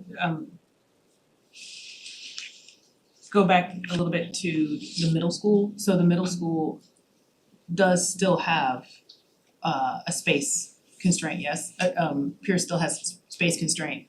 And my only hesitation about this is how we are helping Pierce when we do this, because I feel like the long-term strategy is to try and carve out space so that we don't, right? So is there, what are we doing for Pierce? So as we compare the MSBA model and potentially the MSBA model in this, the comparison will be we're not giving Pierce any space remedy as much as we are giving it to elementary and we are giving it to high school. So the honest answer is we're really not. And that has to be factored into what decision we make moving forward around whether or not the other option's better and we might wanna stay with the MSBA or stay with this. And it also, as I tried to make sure that we were saying a few times, if we feel like that is a major piece that's missing in the fall or in the winter after this building is purchased and it becomes an option, do we wanna revisit that if that becomes a priority? Talking with Bill Fish, he thinks he's fine, but that's fine, that's not great, right? And so we understand that that's one of the trade-offs that we have. And our enrollment increases are really seen at the elementary level. In the high school, we do have a transitionary period where folks do not come into middle school, they come back for high school. We want everybody to come into elementary, middle, and high school, so we would like to build capacity and have it available because we want everybody to come. And I do think part of the allure of a 7th and 8th grade school that Sean has been working on is really creating that new build, fresh idea of how 7th and 8th grade can work in order to keep all those parents in the Milton Public Schools, which is actually a priority. I know a couple of years ago when we were doing the space studies for the individual, all 6 buildings, we saw Milton Access. Now that if we're looking at potentially La Brea and there's all this additional space there, that could we look at maybe convincing them to move? No, I looked at that in depth. First of all, it's like one small classroom is the space they have, so just out of respect to our that's from back here. So it wouldn't, even moving them doesn't really move the needle that much. But the issue is that's the head-in room, which cannot be moved. It's very integrated within the infrastructure. it's the head-end room of the network. Okay, not So that is in that space, and so that is why they are there for their public broadcasting, and that cannot be moved. What is that easily. word that you're saying? Head in? Head in. It's It's a- it's a telecommunication, it's the Yeah. brains. Okay. It's the brains of the system, because that used to be the high school, and that was like the central of the district, and so that still remains in there even after the constructions. They didn't move that, it was just, I talked to them because they were going through a whole IT kind of upgrade stuff with the work like Zulus was doing around the like IT infrastructure, and so was this a time to move it, and they didn't move it, and so it's there, they're gonna be there, there's no real way No, that makes sense. of getting much space. Just Please. one comment to yours too, is if this was an option and the middle school became, you know, a focus that you wanted to look on, you could look at the additional project in the future that could address the middle school too, so, you know, I mean, I don't want you thinking that if this option is chosen, the middle school, nothing will ever get solved there. There is opportunities to do stuff in the future, it'd just be another project that we could do later on or something like that. It wouldn't be babies by that time. But I just wanna say that, you know, similar to, you know, John's point earlier, like this is an option that you're looking at now, there's still a lot of other opportunities that will come. So I just don't wanna think that if you choose this, the middle school would never get addressed. And did we, I know you'd initially mentioned that when we were doing looking at additions years ago to each of, was there an option for the middle school potentially of adding on? Was there any site constraints? Yeah, that's a funny one because they looked at the back of it and they had an addition off the back of it. And through the work I did with the Conservation Commission for, you know, what we did with the land swap, I was educated on, you know, we have pine tree brook that runs right behind the middle school. There's certain setbacks on that were infringed upon by that add-on that they were looking at.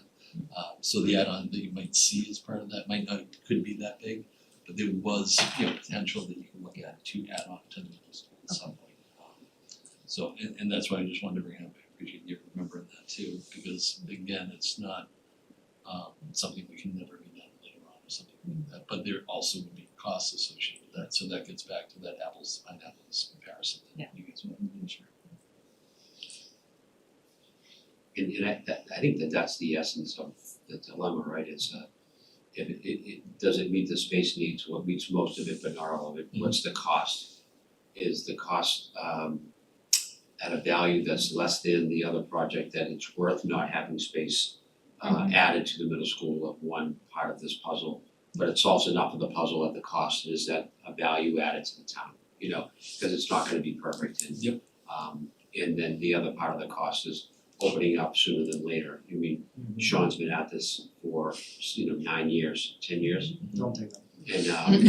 And so there are children that have there are families who started this conversation whose children will see a graduation on Sunday, and we really wanna be able to. So the other element that we wanna pay attention to is just time and execution of the added space for the families that we have moving in. And so all those variables will play into it, sure.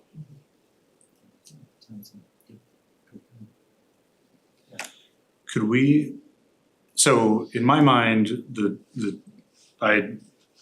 we debated this option quite a bit and it does seem like probably the most credible option.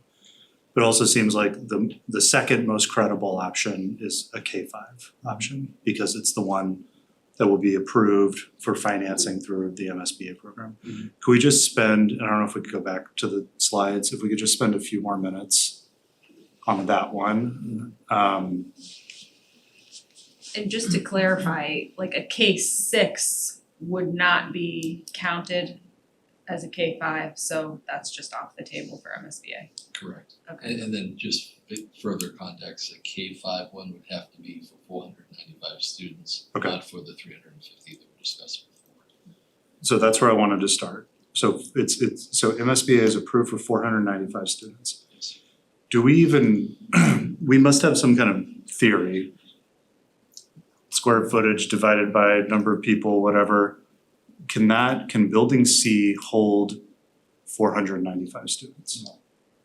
So the simple way we can do it is MSBA the reason they give you these enrollment numbers is a spreadsheet with a lot of formulas to it. You plug in your enrollment at the bottom and it spits out what their program will allow you for space. So that would be a first start. That if you wanted to look at that, take that spreadsheet, put the 495 in there, see how much square footage you have, but it will way eclipse what you have for building C. How much bigger would building C need to be to hold 495 students? Have to do some rough math. You know what I mean? Yeah. You'd have, if you take an average class size, call it 25 kids, 495 divided by 25, that's how many classrooms you'd have. I think building C had 13 classrooms or something. 12. And then, And it's I would do it, but my 20. laptop died and I can't plug it in. 20. So 20, so we need 7 more classrooms than what's currently in there, which we could build, right? And you have to build a cafeteria and gymnasium. You have to do that again. True. Oh, you don't have to build a gymnasium for early Yeah. childhood, right? Cafeteria. Cafeteria. Cafeteria. Okay, so you'd have to build an additional 7 classrooms and like an additional facility room. Yeah, and just more than 7 classrooms would be the core classrooms. Yeah. You need all the ancillary co-op spaces and offices, you need the Yeah. music room, right, the art room, any of that other stuff. So it does end up being more, there's probably some of those ancillary spaces that also apply for a pre-K, but Yeah. more so if you have a full K-5 model. In having just gone through this, the MSBA square footage requirements are for classrooms a certain size. But then there has to be a corresponding number of equitable space for special education students, half rooms, small rooms, and small spaces for EL and special education that would be baked into that too, so in that is not negotiable.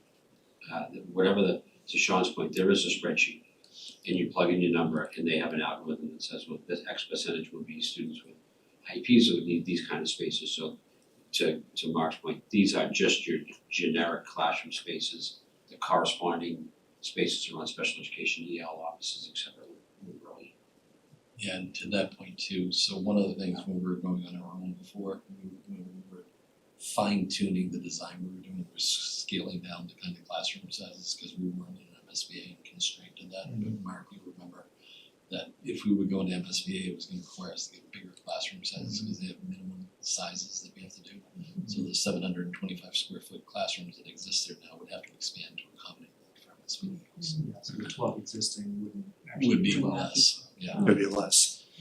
Okay, I don't wanna belabor this point, I know we're evaluating the education program, but I also just want to at least try to mentally model the financial impact here. Like, do you think, ask you to do things that we're paying an architect to do in your head right now, like, is it even, I don't know what's buildable on the site, but like, let's imagine, I don't know, it sounds like we're gonna have to build, we would have to build a building that is like the size of building C. Something added on to that, like can we even go that big on that site? Yeah, it's hard to know. I mean, again, I think you asked the question, how big is Tucker? Tucker's 440 kids. Yeah. We need ultimately a facility that is larger than Tucker in order to Okay. do this as a comparison point. And you probably, and it depends on, again, what do you have to do with building B? And then if you're keeping the mansion and not touching it, right, that's a space constraint on the site. Because the site's fairly large, if you're gonna demo it all and fit something there, maybe Yeah. fit something. But we're not gonna wanna do that. So it's feasible, I think you're right, like I totally agree with you, I think the K-5 is still a really interesting thing because it keeps us in the MSBA, it gives us that reimbursement. What is the size of the addition that you put on compared to how big does that need to be in terms of bigger than the pre-KK compared to then what is the financial benefit of staying in an MSBA and the Yeah. reimbursement we can get. That's exactly what it, Yeah, no, I totally agree, I think Yeah. that's right. And I think there could be some benefit, it might just be make the site too tight, but again, we have Tucker and Tucker is already a pretty tight site, we figure it out and then great school and great community. So I just think as we think about what our architect can do, and to Sean's point of like how we're moving down parallel paths, I'd be really interested in trying to see if we could test fit a K-5 if we end up getting a 495 student K-5 on the site, if we end up getting the property. Yeah. And we move forward with an SBA. I think for the information to give to the select board of like, is this a feasible site for any type of school programming? In my mind, going with the smaller, the more conservative option of like, this is not gonna solve 100% of our space needs, neither is a K-5, because a K-5 still doesn't address peers. But like, it's not gonna solve quite as many of our space needs, but if it's a small program, see if that fits. If that fits, we have something. If that doesn't even fit, we know a K-5 is not gonna fit. But if that fits and we can figure out that working, then we can move forward with the architect through an SBA. We can try and do a quick test fit on that. Do we think that would fit? And then that brings into these questions of like the financial. Yeah. Should we investigate this further? Because there are real benefits with staying with an SBA financially. Which almost makes it a good opportunity to go with the pre-KK, because that option will be explored by Sean's folks now. And the K to 5 can be actually explored by the MSBA group. That's my- So we just have to be a little patient for that to kick in, but we actually have that can happen under this model, you know what I mean? And because it's already would be paid for under the OPM and the design team's work, so it's kind of a, you know, if we can get this done by these folks for the 30 grand real quick to see if it's even fit, you know, would fit in, and then if it does, to Mark's point, then we can always do the K-5 through the MSBA modeling to find out if we wanna stay within that model. So if those are the two options that people feel strongly about, we have a methodology or a pathway to do both, you know? Yeah, one of the things we did, working with Town Administrator Nick Milano, we were aware that Laborate was coming on site or gonna be available at some point, and it happened right as we were issuing the request for services for an OPM. Which was good because when we wrote the OPM one, we actually wrote Laborate as an option to look in there. So we physically wrote that in knowing that we wanted them at some point potentially if we purchased it to have as an option with MSBA. Whereas if we didn't write that in and then tried to bring it in later, again, it might have got us to reset. So we were trying to be proactive on this whole thing, knowing this was a potential option. So we wanted to make sure that was included with the work. And school building committee can finance both a design review of Laboret for a K-5 option and continue down the path of the 7-8 option kind of simultaneously. We're spending all the school building committee's money. Well, okay, but that's the idea, right? Yeah. Like Yes. I just wanna make sure that there's, Yeah, so that can actually be done. Right now for MSBA, the good thing is we have funding strictly for MSBA project of $1.5 million. So under that's to cover the architect and OPM fees to get us to module 5. So there's plenty of funding in there that we can look at all these different options that are there. The one thing I'd caution though is when we go with MSBA, we limit it to just these 2 sites because we don't, you know, if something else comes up and we open up the more and we'll get into analysis paralysis and we'll spend all that money and never get to where we wanna go. So, Right. you know what I mean, I just say that for everybody to know, but the funding to do all that work, we have that. I do think this is just really smart, well thought out path forward in terms of trying to go with that smaller option that makes the most sense on this space in terms of renovation, how much we have to like do to the space.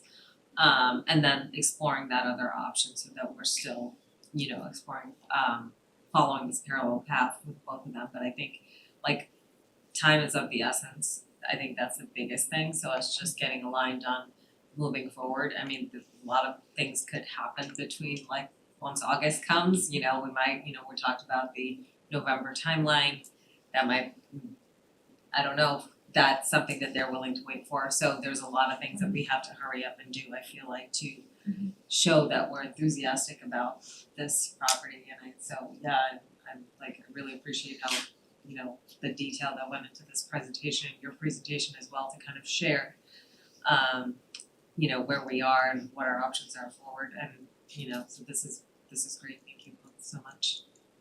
Just one other thing too, just a preview of what may come with the architect and stuff like that. So if the decision is to go with the K pre-K, right, as I mentioned, the existing rooms that are there are 725 square feet. Your existing pre-K, K rooms in the elementary schools right now are about 1,200 square feet. Right, so when you're talking classrooms to classrooms, it's not a one-to-one comparison we're talking there. So if the intention is to keep smaller classrooms there, that's fine. The enrollment within that classroom has to reduce. So your biggest classes that you have now, kindergarten are in Collycott. So it's 23 kids in a 1,200 square foot classroom.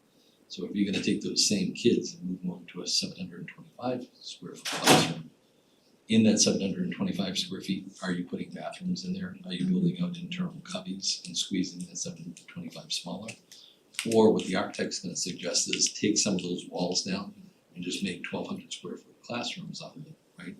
And to do that, so now you won't have 13 classrooms, you might have less, but you're accommodating, the more kids. So that's something, the architect's gonna be here, there's gonna be a lot of interaction. I hope you guys don't have plans for the summer. You know what I mean? Because we're gonna be doing work on this, and this is one of the things that they're gonna ask you guys of, programmatically start thinking about the stuff that's there. So I just wanted to bring that up, just so, when they do come along and stuff like that, it'll be good. And then my final point, the architect that we did hire is actually the architect that was doing the previous program at the middle school. She left her firm that she was at, she's at a new firm. So it'll be a familiar face to somebody who can work with you before. It's great context. Want to be mindful of the time, but also want to give members opportunity. It was a good conversation, so. Additional questions, Sean, or John. Okay, so I appreciate the note, I know there's no vote on the agenda, we still are allowed to vote on it, there's no open meeting law requirement that we have to say vote, it's just a nice thing to do generally, so we can still vote on this, I think we should vote on this in order to give the school building committee direction on kind of what path forward. That also is gonna dictate some work that the school department's gonna have to do with the architect in terms of meeting with them for some of these things that Sean's kind of bringing out, some programmatic information. And so I'll make sure we're being aligned on what we're asking them to do. So if there are no more questions, I might take a motion if somebody wants to make one for proposing which path we would like the architect, like to propose the school building committee, procure an architect to move down. I'll have the exact language in mind here. I'll make a motion that we recommend the school building committee's architect explore design for a pre-K and kindergarten school at Lavery. Well motioned. Is there a second? Second. Any further discussion? Then all in favor? Okay, it's unanimous. Sean, thank you so much for helping guide this Sure. Thank you, Sean. conversation. Thank Thanks you. for all Have a your good day. work, as always, really appreciate it. Thanks, Sean. Super helpful. Have a good day. Thank you for all your time, Sean. John, thank you, and Charla and Kim on the team for your work as well, and appreciate the work that is to come. I just wanna hedge my own concerns about this whole process with the community, that we don't own the land, so that's something we should be very clear. We do, as great as this thing about Lavery, we don't own it, Lavery owns it. We might not get it, I'm really hopeful the select board and town administrator can position us really well, but we should keep that in mind, as great as this might seem, so let's cross our fingers. Great, thank you. That's anything else for the superintendent's report? Okay, we'll move over, chair's report, school committee governance retreats. We are trying to figure out some changes potentially to dates. We've thrown out 15th, we've thrown out the 17th.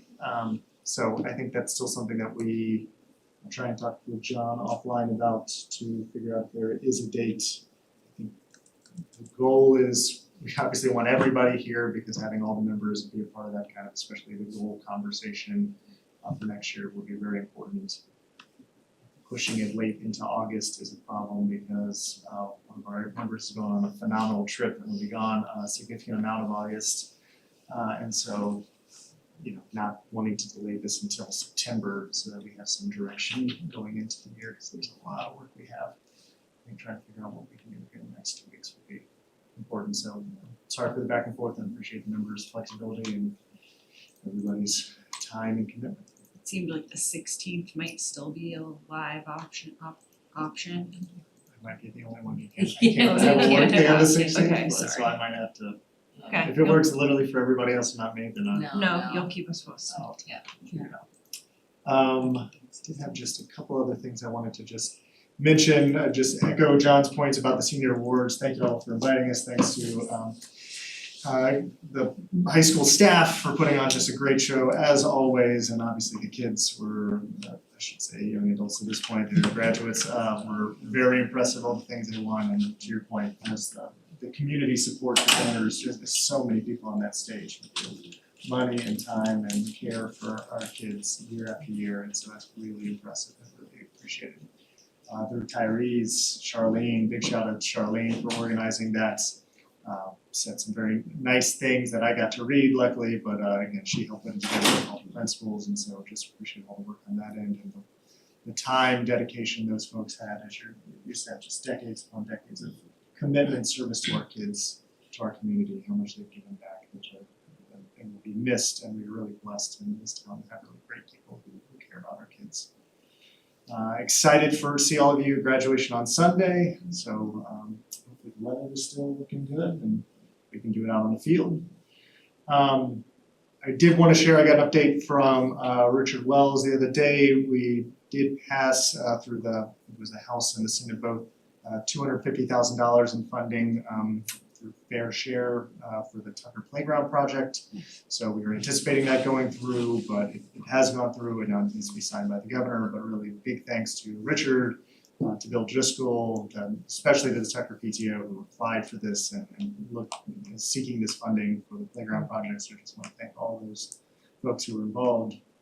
And then last thing I want to make sure to say is that tonight is Katie's last meeting with us, and so we tried to lock her down to her desk and she slipped out of the cuffs. So she is leaving us, but just want to say thank you once again, Katie, for all that you've done in the last 2 years. Really appreciate it. It's been a pleasure working. I think I speak for all the members and just the value you brought to these conversations in really difficult times and less difficult times now because of your work. And so greatly appreciate it. You will be missed. Don't be a stranger. Yes. Thank you. Thank you. Appreciate it. Thank you. And that will do it for my chair's reports. We will move over to the finance subcommittee report. And I'll quickly pass this over to you, Mr. Hunt. Okay. I'm gonna try to do my best Mark Loring impersonation for the first finance subcommittee report. So we met on Wednesday, went over a couple of things. Katie, and if I get anything wrong here, feel free to correct me. Katie went over just kind of end of year logistics. There's a purchase order freeze in effect for the rest of the year. Lots of advanced purchasing for next year. Payroll stuff happening and then looking to close the books by mid-July on the prior fiscal year. So that's great. Talked about Katie's transition plan and the hiring, which Superintendent Phelan already gave an update on. They'll overlap for a couple days in June and the new person will hopefully start at the beginning of July. We spent a lot of time talking about the budget development schedule or some time talking about it, which I shared around to the group. And happy to field any questions on this that people have, and we can continue to talk about it because it is a living document. But this is, you know, a significant work product coming from the Budget Coordinating Committee, which John, Katie, Mark, and I have been participating in.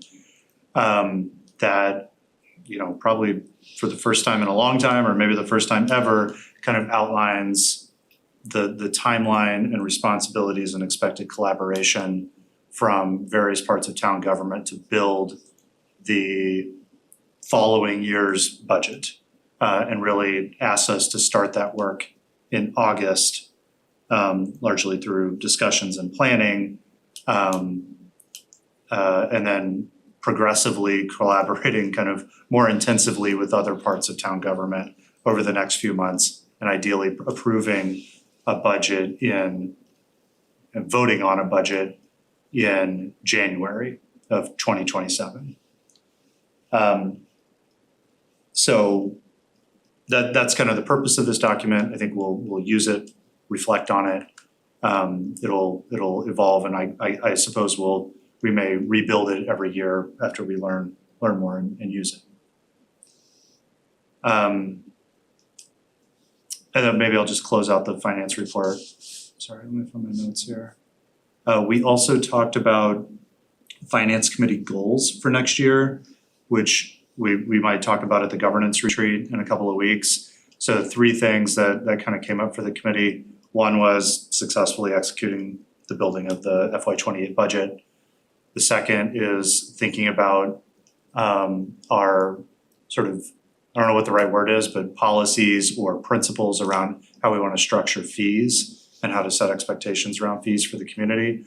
And the third are continuing to build out revolving fund policies, or maybe like sort of an overarching policy for revolving funds. We did that work this year for Circuit Breaker and for the Special Education Stabilization Fund, which is not really a revolving fund, I don't think, but sort of continuing the work of documenting how we want to govern those accounts. And I would just ask, other folks to think about other work that you might want the finance committee to take on next year if something occurs to you. And we can put that in the hopper. Any questions? Did I do better than Mark? Way better. Alright, good. It's a low bar. No, not at all. High bar. Can I just add, I think we spent the end of the meeting talking about the good work that happened this year. Mhm. And this will be where I can be able to say a couple of nice things about Katie as well. In her 2-year tenure, identifying challenges in FY26 and supporting the closure of the FY25 budget. And then working diligently in order to make sure that there was policies in place that we created during this school year, so that didn't happen again, right? So the policies that we implemented this year were really important. They were safeguards for the school committee and the school community and the school department in order to operate in a way that was very transparent and available for the community to be able to know what was going on with those revolving funds, which were a big piece of what we were trying to work through and what the town was working through. So I want to thank Katie for that work in just 2 years and really in just 1 year. First year was in identifying the problem, the second year was remedying the problem, and then setting policy so that problem didn't come up again in a way that was as kind of popped up in a way that people had to then be reactive. We will be proactive in that moving forward. So I can congratulate the finance committee for doing that work this year and also doing some fees work as well and getting the budget passed this year. So thank you, and thank you, Katie, again. It's a lot of work for 2 years. You wanna read out the warrants that went approved? Yeah, so tonight I signed, I signed one last week too. I don't have that It's number. under the motions. It's in, Oh, okay, hold on. Motions document. I can read them off for myself. Do you have it open right there? Yeah. Okay, So the following 2 warrants have been previously signed and approved. Warrant number 46 dated 5/21/26, the amount of $537,394.21. And warrant 47 dated 5/28/26, the amount of $822,472.43. I also signed warrant 48 tonight Okay, in the amount of in the amount of $577,891.88. We will keep moving. Up next is policy subcommittee report, and we have some expedited policies to approve. So the policy subcommittee met, I think it was last week. We met remotely, it was the only time we could make work, unfortunately. But for policy, we had the subcommittee review the homeschooling policy, IHBG. There we discussed the inconsistency of the language between the actual policy and the student handbook that had caused some confusion that a member from the community had raised to us and brought to our attention. So per John's recommendation, we considered a one-year exception to the current homeschool students to help address the issue. The issue is basically about not being able to participate in sports, and there was some in athletics if you're a homeschool student. So there was some confusion, so what we did was make an exception that would just be for this year. And then there would be, this exception would not apply to new homeschool students, so students who register to go homeschool in August. They would be able to take part in this exception, but for current students, we're just giving that 1-year exception. And then the committee also clarified that AP course participation would be similar. It would be only available to students who started the school year in school under the current arrangement and not for future students. So we do have the original policies in your folder, and also the red line version, as well as the final edited one. And as you will notice, we tightened the language and just simplified everything so that it is very, very clear for anyone who sees that. So just really tightening up that language. So we appreciate the community member who brought this to our attention so that we were able to look at this in detail and just kind of make those corrections and make that exception as needed. And then we went, so we'll have to do an expedited reading and vote on it tonight, since this is officially our last meeting. And then the next one was the camera systems policy that we had. And what we did was we kind of reviewed it further.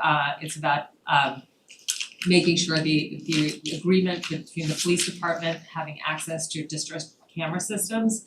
The police would have access limited in emergency situations, but not have access throughout all the time as needed. So someone would be designated from the district to provide access to the cameras in case they needed to review that. So we just again tightened that language, and there were some concerns and questions that members had, including how the logging into the system would be tracked, if it would be manually logged in or if it would automatically be logged every time someone had access or was able to access. Stevie, that was a great point that Stevie raised, so we're gonna get some clarification in terms of what the technology can actually do and what we would have to do manually to make sure. So just that's something that we would look at again in the fall, I think, when we regroup for policy. So just a couple more questions, just making sure that everything's streamlined and makes sense. Questions from members specifically around the one we're going to be voting on here, which is the school policy and homeschool application. So just so that I'm clear, what we're voting on is the previous policy had provisions for making exceptions where someone could participate in these things, and the red line policy, the one we're voting on tonight, takes those exceptions out and just Did I finish your question now? and just straight up says, no, you cannot participate in athletics. Right, so Yeah. the policy, the current policy, it says, well, first of all, the policy, the application and the student handbook said different things. We're not aligned. So the first part was just aligning it. That was the really confusing point because it said different things. And then the decision to use language that was either no or yes. The current language was at the superintendent's discretion. So when you have that, now you're giving people the hope that it will happen. So when they're making this out and they're going to homeschool and they're talking to their child, they're saying, oh, it'll work out. And if that superintendent decides to say no, then we're back to that confusing gray area that current parent exposed to us. We thought it was very, if we felt it wasn't something that we would approve on a regular basis, then we thought we wanted to be very upfront with that and not have people be set up to be disappointed. And rather have it be clear and in writing than subjective at some point, whether it be the principal's decision or the superintendent's decision. I think policy should be more clear like that and not give, sometimes that flexibility makes it harder for those individuals who have to hear the case and continue to make decisions based on a continuum of, if I do it for you, I gotta do it for the next person, and even though every case is different, I just think that the saying no, if that was what we would reasonably say if we were asked, if that was our decision to make at the time, then let's just be very clear with it. And the rationale behind each of the no's was we currently have so many APs being taken by so many of our students, and with the accommodations and the other pieces that it takes to execute that, it's really hard to have anybody from the outside come in. We have already had the practice of not allowing students outside of the Milton Public Schools. Milton Academy students call up a lot. Other schools call and say, oh, you have the economics, we don't have economics in our school. It really is a challenge to introduce anybody into that. It's not students that we're aware of and what their accommodations are. And then for the athletics, it was a no because we hold our students who are in school every day to a certain standard of behavior, grades, and good standing, and we just have no way of comparing that in a homeschool situation, and we didn't feel like that was a balance that we wanted to, or a decision that we had to make. If I had a student who was asked not to play anymore on the basketball team because of their grades, well, how come the homeschool child can play? We don't even know how their grades work or if they're in school in good standing. So that was the kind of the general rationale, and then the big piece of this was clarity and not leaving people with any kind of false hope and mean greatness, and when they applied exactly what it meant for their child. And I think that the family that brought this to our attention had a very good example that touched on all of this, and so it allowed us to have a really healthy conversation about it, so that policy subcommittee. And then we did say that there'd be an exception to Anna's point, because that family went through that process and was unable to participate, we did say that we would grant an exception for next year. Because we did feel like we did a disservice to that family, that we felt it was important to write that situation specifically. So that family will be made whole next year if they choose to play schools. Any questions? I've appreciated the conversation over the past few meetings, and I just really appreciate John and Carla, your sort of openness to the conversation and to neither of you had anything to do with creating that set of conflicting documents, but I really appreciated your willingness to try to problem solve with the current situation that we found ourselves in. And I think there are a lot of nuances to the issue and a lot of factors to consider, as there are with basically everything, but I'm thankful for the process that we've been able to have. So thank you, Anna, for leading us through that. Yeah, no, and I appreciate just making that language absolutely clear, and I think it just, less is more in a way, like, so it just very clear, so hopefully that's helpful for families going forward in their decision making. Can I just ask, I don't belabor the point, but how many homeschool applications do we get a year? And I know you won't think of one. I think that we have maybe 12 Yeah. K to 12, for the whole district. Gotcha. And so therefore that would, so this is generally high school driven with the AP and the athletic piece of it, so it would be more how many are in the actual high school. Anna, just a question. So there was a discrepancy between the policy, the handbook, and some third And- source. Yeah, Or a and the second- application, the I think application. it's the application for home instruction, which is also on our folder. So all three said something different? Or A little this bit. policy said one thing and those two things said a different thing or something? Yeah, it was hard to follow the dots if you went from one document to the other, so yes. I don't know how often this comes up. It could be worth taking all our policies and our handbooks and running them through AI or something and asking it to identify areas of discrepancy. Just so, cause this one feels like, this is not a critique of anybody, but this one feels like probably there's only 12 homeschool families, so this doesn't come up very often. But one that had you looked at both of them, you'd be like, oh yeah, these don't match. I wonder if we should just be proactive in drilling down on that.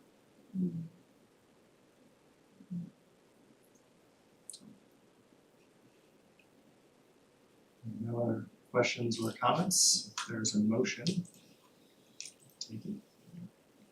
I I can make a motion using the expedited approval process to approve the following policies, policy IHBG homeschooling policy and policy IHBG-E application for home instruction. Do you have a second? Second. All in favor? Great, thank you. Is that it for policy? Yes. Thank you so much. Thank you, everybody, appreciate you. Negotiation subcommittee update. Yeah, so this will be brief, just to keep you all informed that negotiations are ongoing. We met on Monday of this week for a bargaining session, with the MEA still on Unit A. We have our next session next Monday. And, we're continuing to make progress. I think we decided that it would make sense to hold off on an executive session or further detailed discussion of sort of the agreements that we're moving towards until we've had like one more layer of progress, which we anticipate for next week, hopefully. So we'll have to keep everyone in the loop on being able to schedule that opportunity to share some more updates, which would of course be before taking an actual vote to approve a contract, but we're moving forward and appreciate the MEA's continued engagement with us in this process. Anything any of you would like to add? Negotiations will be next Thursday. Next Thursday, sorry, the 11th, right? Yeah.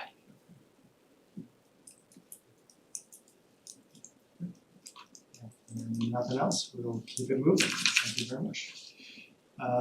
Next item is the superintendent search committee report.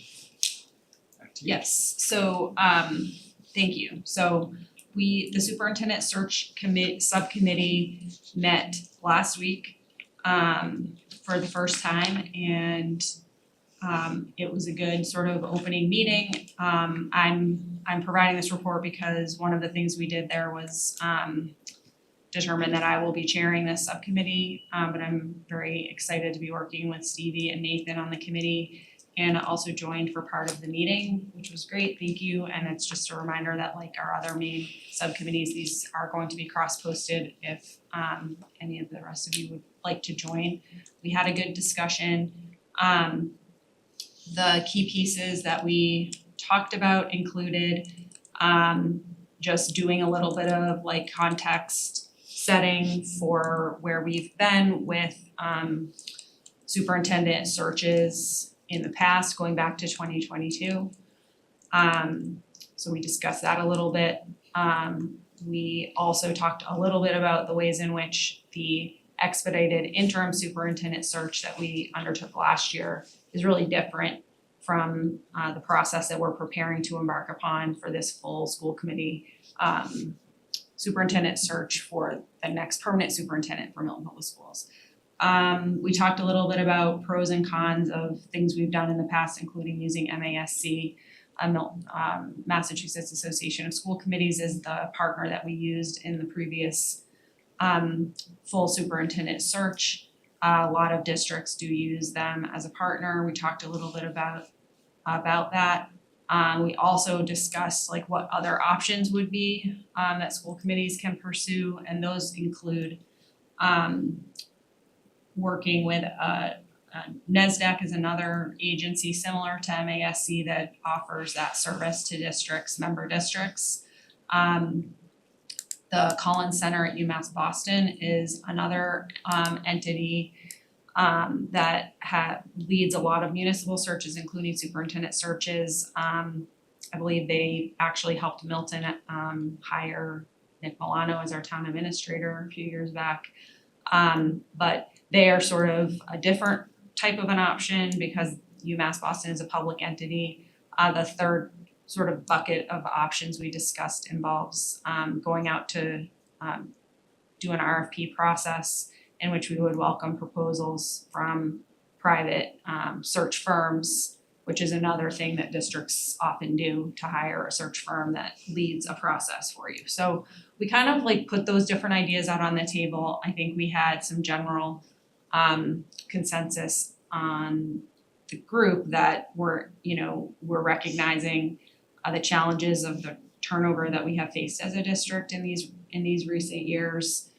Given that, we feel like a really important responsibility to run a very rigorous, professional and ultimately successful search to get the best possible candidate for Milton. And that led us to kind of think about the subcommittee's interest in pursuing some of these different options that we have tried in these most recent iterations. Youth Collins Center being one, and possible RFP process being another, just to get as many options as we could. And then as a committee, as a full school committee, to evaluate like what makes the most sense. Factors we would need to consider include the cost of working with any provider, including the Collins Center, which I gather is less expensive than working with a private search firm. But that would be a process of cost benefit analysis for us to just figure out, what are they proposing to do for the process, what track record of success do they have, et cetera. Those would be things for us to weigh together. And then, look at budgetarily what's possible and make a decision for how to move forward. This is something that we will be needing to pursue over the summer. Like Sean said, we're gonna be here working anyway on the school building project, so we might as well just work on this too, just kidding. But we do have work to do because we need to kind of identify our partner for the search over the summer in order that they're in place and ready to help us launch the search as we return to school and help, bring the community into the process early in the school year. The timeline we also discussed as a subcommittee would generally look like over the summer identifying our sort of partner who will help us lead the search, and then through the fall would really be an active period of community engagement, getting a search committee in place and all of that, in order to be early in the pool, and trying to hire somebody by January, hopefully, for July 1st of 2027. So those were some of the general things we talked about. And I think Stevie, Nathan, did I miss anything, or would you like to add your point of view, or Anna for the part you were there? No, You covered it. nailed it. So we don't I think one thing we talked about was at our governance retreat, whenever we're able to do that, assuming we can identify a date, like at the beginning of the summer, perhaps to that, this feels like it fits under governance. I mean, it is our primary responsibility in governance to hire and work with the superintendent. So what I was proposing was the idea that we could bring additional information to the governance retreat if it's possible to have the superintendent search on our agenda at that. I, for example, made an inquiry to the Collins Center. I haven't heard back from them yet, but on behalf of the subcommittee, I went ahead and did that just to see what is their process if they don't need to go through an RFP, because it's UMass, do they provide a proposal, like what is it that they do for the process? And I think we had talked about wanting to maybe do both of those, like another parallel path option, really just to try to get ourselves as many options as possible. So the idea would be we could try to gather some additional information to share with the full school committee at the governance retreat, if that's possible, in order to come to a decision this month that would allow us to launch an RFP big process officially if we formally decide together that we agree that makes sense to do. And in the meantime, we could have the info from Collins Center to like help inform us about that. But I don't know what any of you think about that. We kind of just want to bring this update and see what you think. Yeah, I mean, I love the idea of moving forward with an RFP sooner than later and trying to get that ball rolling so we can have it at the kind of start of the summer and try and get, I love the idea of the RFP or the Collins Center and kind of getting a more robust professional organization here to support the search beyond what the MASC was able to provide in the past, and just how essential this is that this goes well. And so I appreciate the committee looking for ways to just maximize our impact and ensure that this is a successful search. So the idea of putting out a governance retreat, yeah, let me just look into that. Again, is it governance or is it somewhat substantial? But either way, I think with us needing to meet on this, completely agree with that point. We need to figure out how to make sure that happens to give you all the approval you need so the subcommittee can move that forward. We can start working on like, that's another thing we talked about was starting to try to draft an RFP in the event that we all agree that's something to do. So there are some of that work can be happening between now and when we might whether it's part of governance or something separate, since we can work that out. But Yeah, I mean, ultimately, what would we need? We'd need to vote the RFP itself. That we release the RFP. It's probably what we would need to take a vote on as a school committee, because otherwise we could provide general consensus, maybe here tonight, that like folks are open to an RFP process, that's something I'll work towards.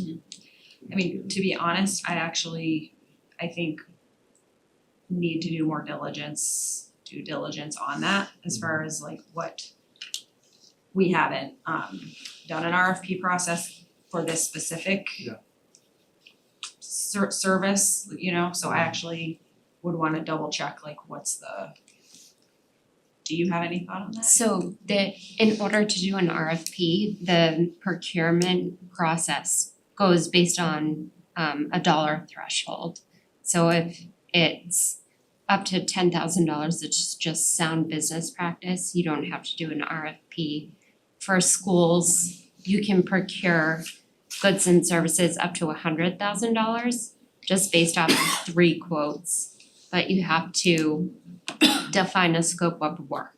So I think it would be really important for that committee to define what they would like this consulting firm or partner to do as a part of the superintendent search. So the scope is gonna be meeting with stakeholders and kind of all of those key pieces. And then when you have that, if it's under 100,000, you can just solicit 3 quotes based off of that scope of work. If it's over 100,000, that's when you would formally have to issue an RFP. Okay. Better That's- not be over 100,000. That's helpful because what we've talked about is actually, I don't think we have an expectation that would be over 100,000. Just based on some initial research of what firms charge for this type of process. So I guess then it's just it's a distinction between a formal RFP and soliciting bids. Soliciting quotes, yes, so you would, but you just need to make sure you have that clearly defined scope of work so that when you're reaching out to all the different companies that you're asking them to quote the same product. So it's like a closed procurement process, we solicit the quotes, and then do we need to provide evidence that happened and have that sort of reviewed by somebody, some body? No, you just have to keep documentation. Okay, alright. You get it through email address. What's And that? You just like, if you're assuming you're gonna send it out through email, you'll get an email reply or a proposal submitted, that's documentation, Okay. make sure emails are public record. And so that's where you are directly contacting providers to ask that they submit a bid. Okay. I mean, it's easy enough to find through the research of all other districts that have been through this process. It's really not that hard to identify like who are the what seem to be the most successful firms that districts we would compare ourselves to might use, so is it okay if I follow up with you to just maybe check in around the details of that? Yes. And it's, if that's something that we're gonna do in which we don't have to launch a formal RFP process per se, then it seems like it would actually suffice at this point in time to move forward just with a general consensus from the committee that this is a direction that people support, so that I can move forward with that. Yeah, so the committee can put together kind of a scope of work or to get the scope of services to send out. Which again Sure is they'll- pretty standard. I mean, I think Yeah. we're not looking to create something that isn't replicated like in every district that takes this path, right? So okay, and just to obviously state for the obvious, like embarking on this process commits the school committee to nothing. It just lets us start to learn what options we have to then formally make a selection when we would get to that point, right? Yeah, to say it out loud in terms of like, I think the places the committee, we maybe want the full committee's approval is maybe have the full committee again, get the scope of work, just so we all are aligned, that's the scope of work we want. And then obviously when we get the quotes back, maybe we do interviews or what that selection process is, or and I defer to the subcommittee to kind of maybe figure out exactly what that looks like, but obviously we would have to vote on signing the contract and the financial implications. Right. That would need to, so the selection of the finalists at that point of obviously something that would need to come out. Okay. Does that sound? Makes sense, thanks, that's helpful. Thank you for your work on that. That's it for now. Get excited.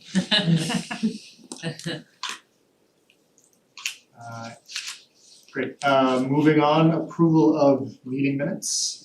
So those were in the folder for the May 20th meeting. Anybody have any edits or concerns? Just one small edit that I made. You made it in the document. I just commented on it. The spelling of the student rep's last name.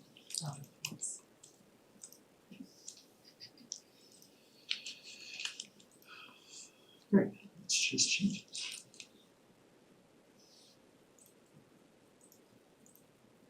Thank you. Discussion. Anything else? If not, I will take a motion. I'll make a motion to approve the Milton School Committee meeting minutes of May 20th, 2026. Is there a second? Second. Thank you, Steve. No discussion, no further discussion, all in favor? It's unanimous, thank you so much. Next up, we've just talked about our next meeting agenda item will be governance retreat, we'll figure out the exact date and then we'll figure out dates when we get back in August. We'll send those out. We will likely, as we've said, kind of schedule some on-off meetings over the summer to superintendent report and possibly Labore and possibly negotiations, so there's lingering work, so excited for everybody to stay connected over the summer. Sorry in advance to your families, jumping out of your beach trip to jump on Zoom. Great, if there's nothing else on that, then we will move to item 12, which is actually an executive session. This is related to an open meeting law complaint that's been shared with the board. So we will be going into executive session, and before I make a motion to speak here for folks, we'll go into executive session and adjourn directly from executive session. So we're about to adjourn from public session. So with that said, I will make the motion. Motion is made to go into executive session pursuant to Mass General Law, Chapter 30A, Section 21A3, to discuss strategy with respect to litigation. If an open meeting may have a detrimental effect on the bargaining or litigating position of the public body, and the chair so declares. Specifically, an open meeting law complaint and to adjourn directly from executive session, not to return to open session. Is there a second? Second? Second. There's a roll call vote. So we'll go around. Nathan, Yes. Stevie, Yes. Val, Yes. Lizzie, Yes. Anna, Yes. and I'm a yes.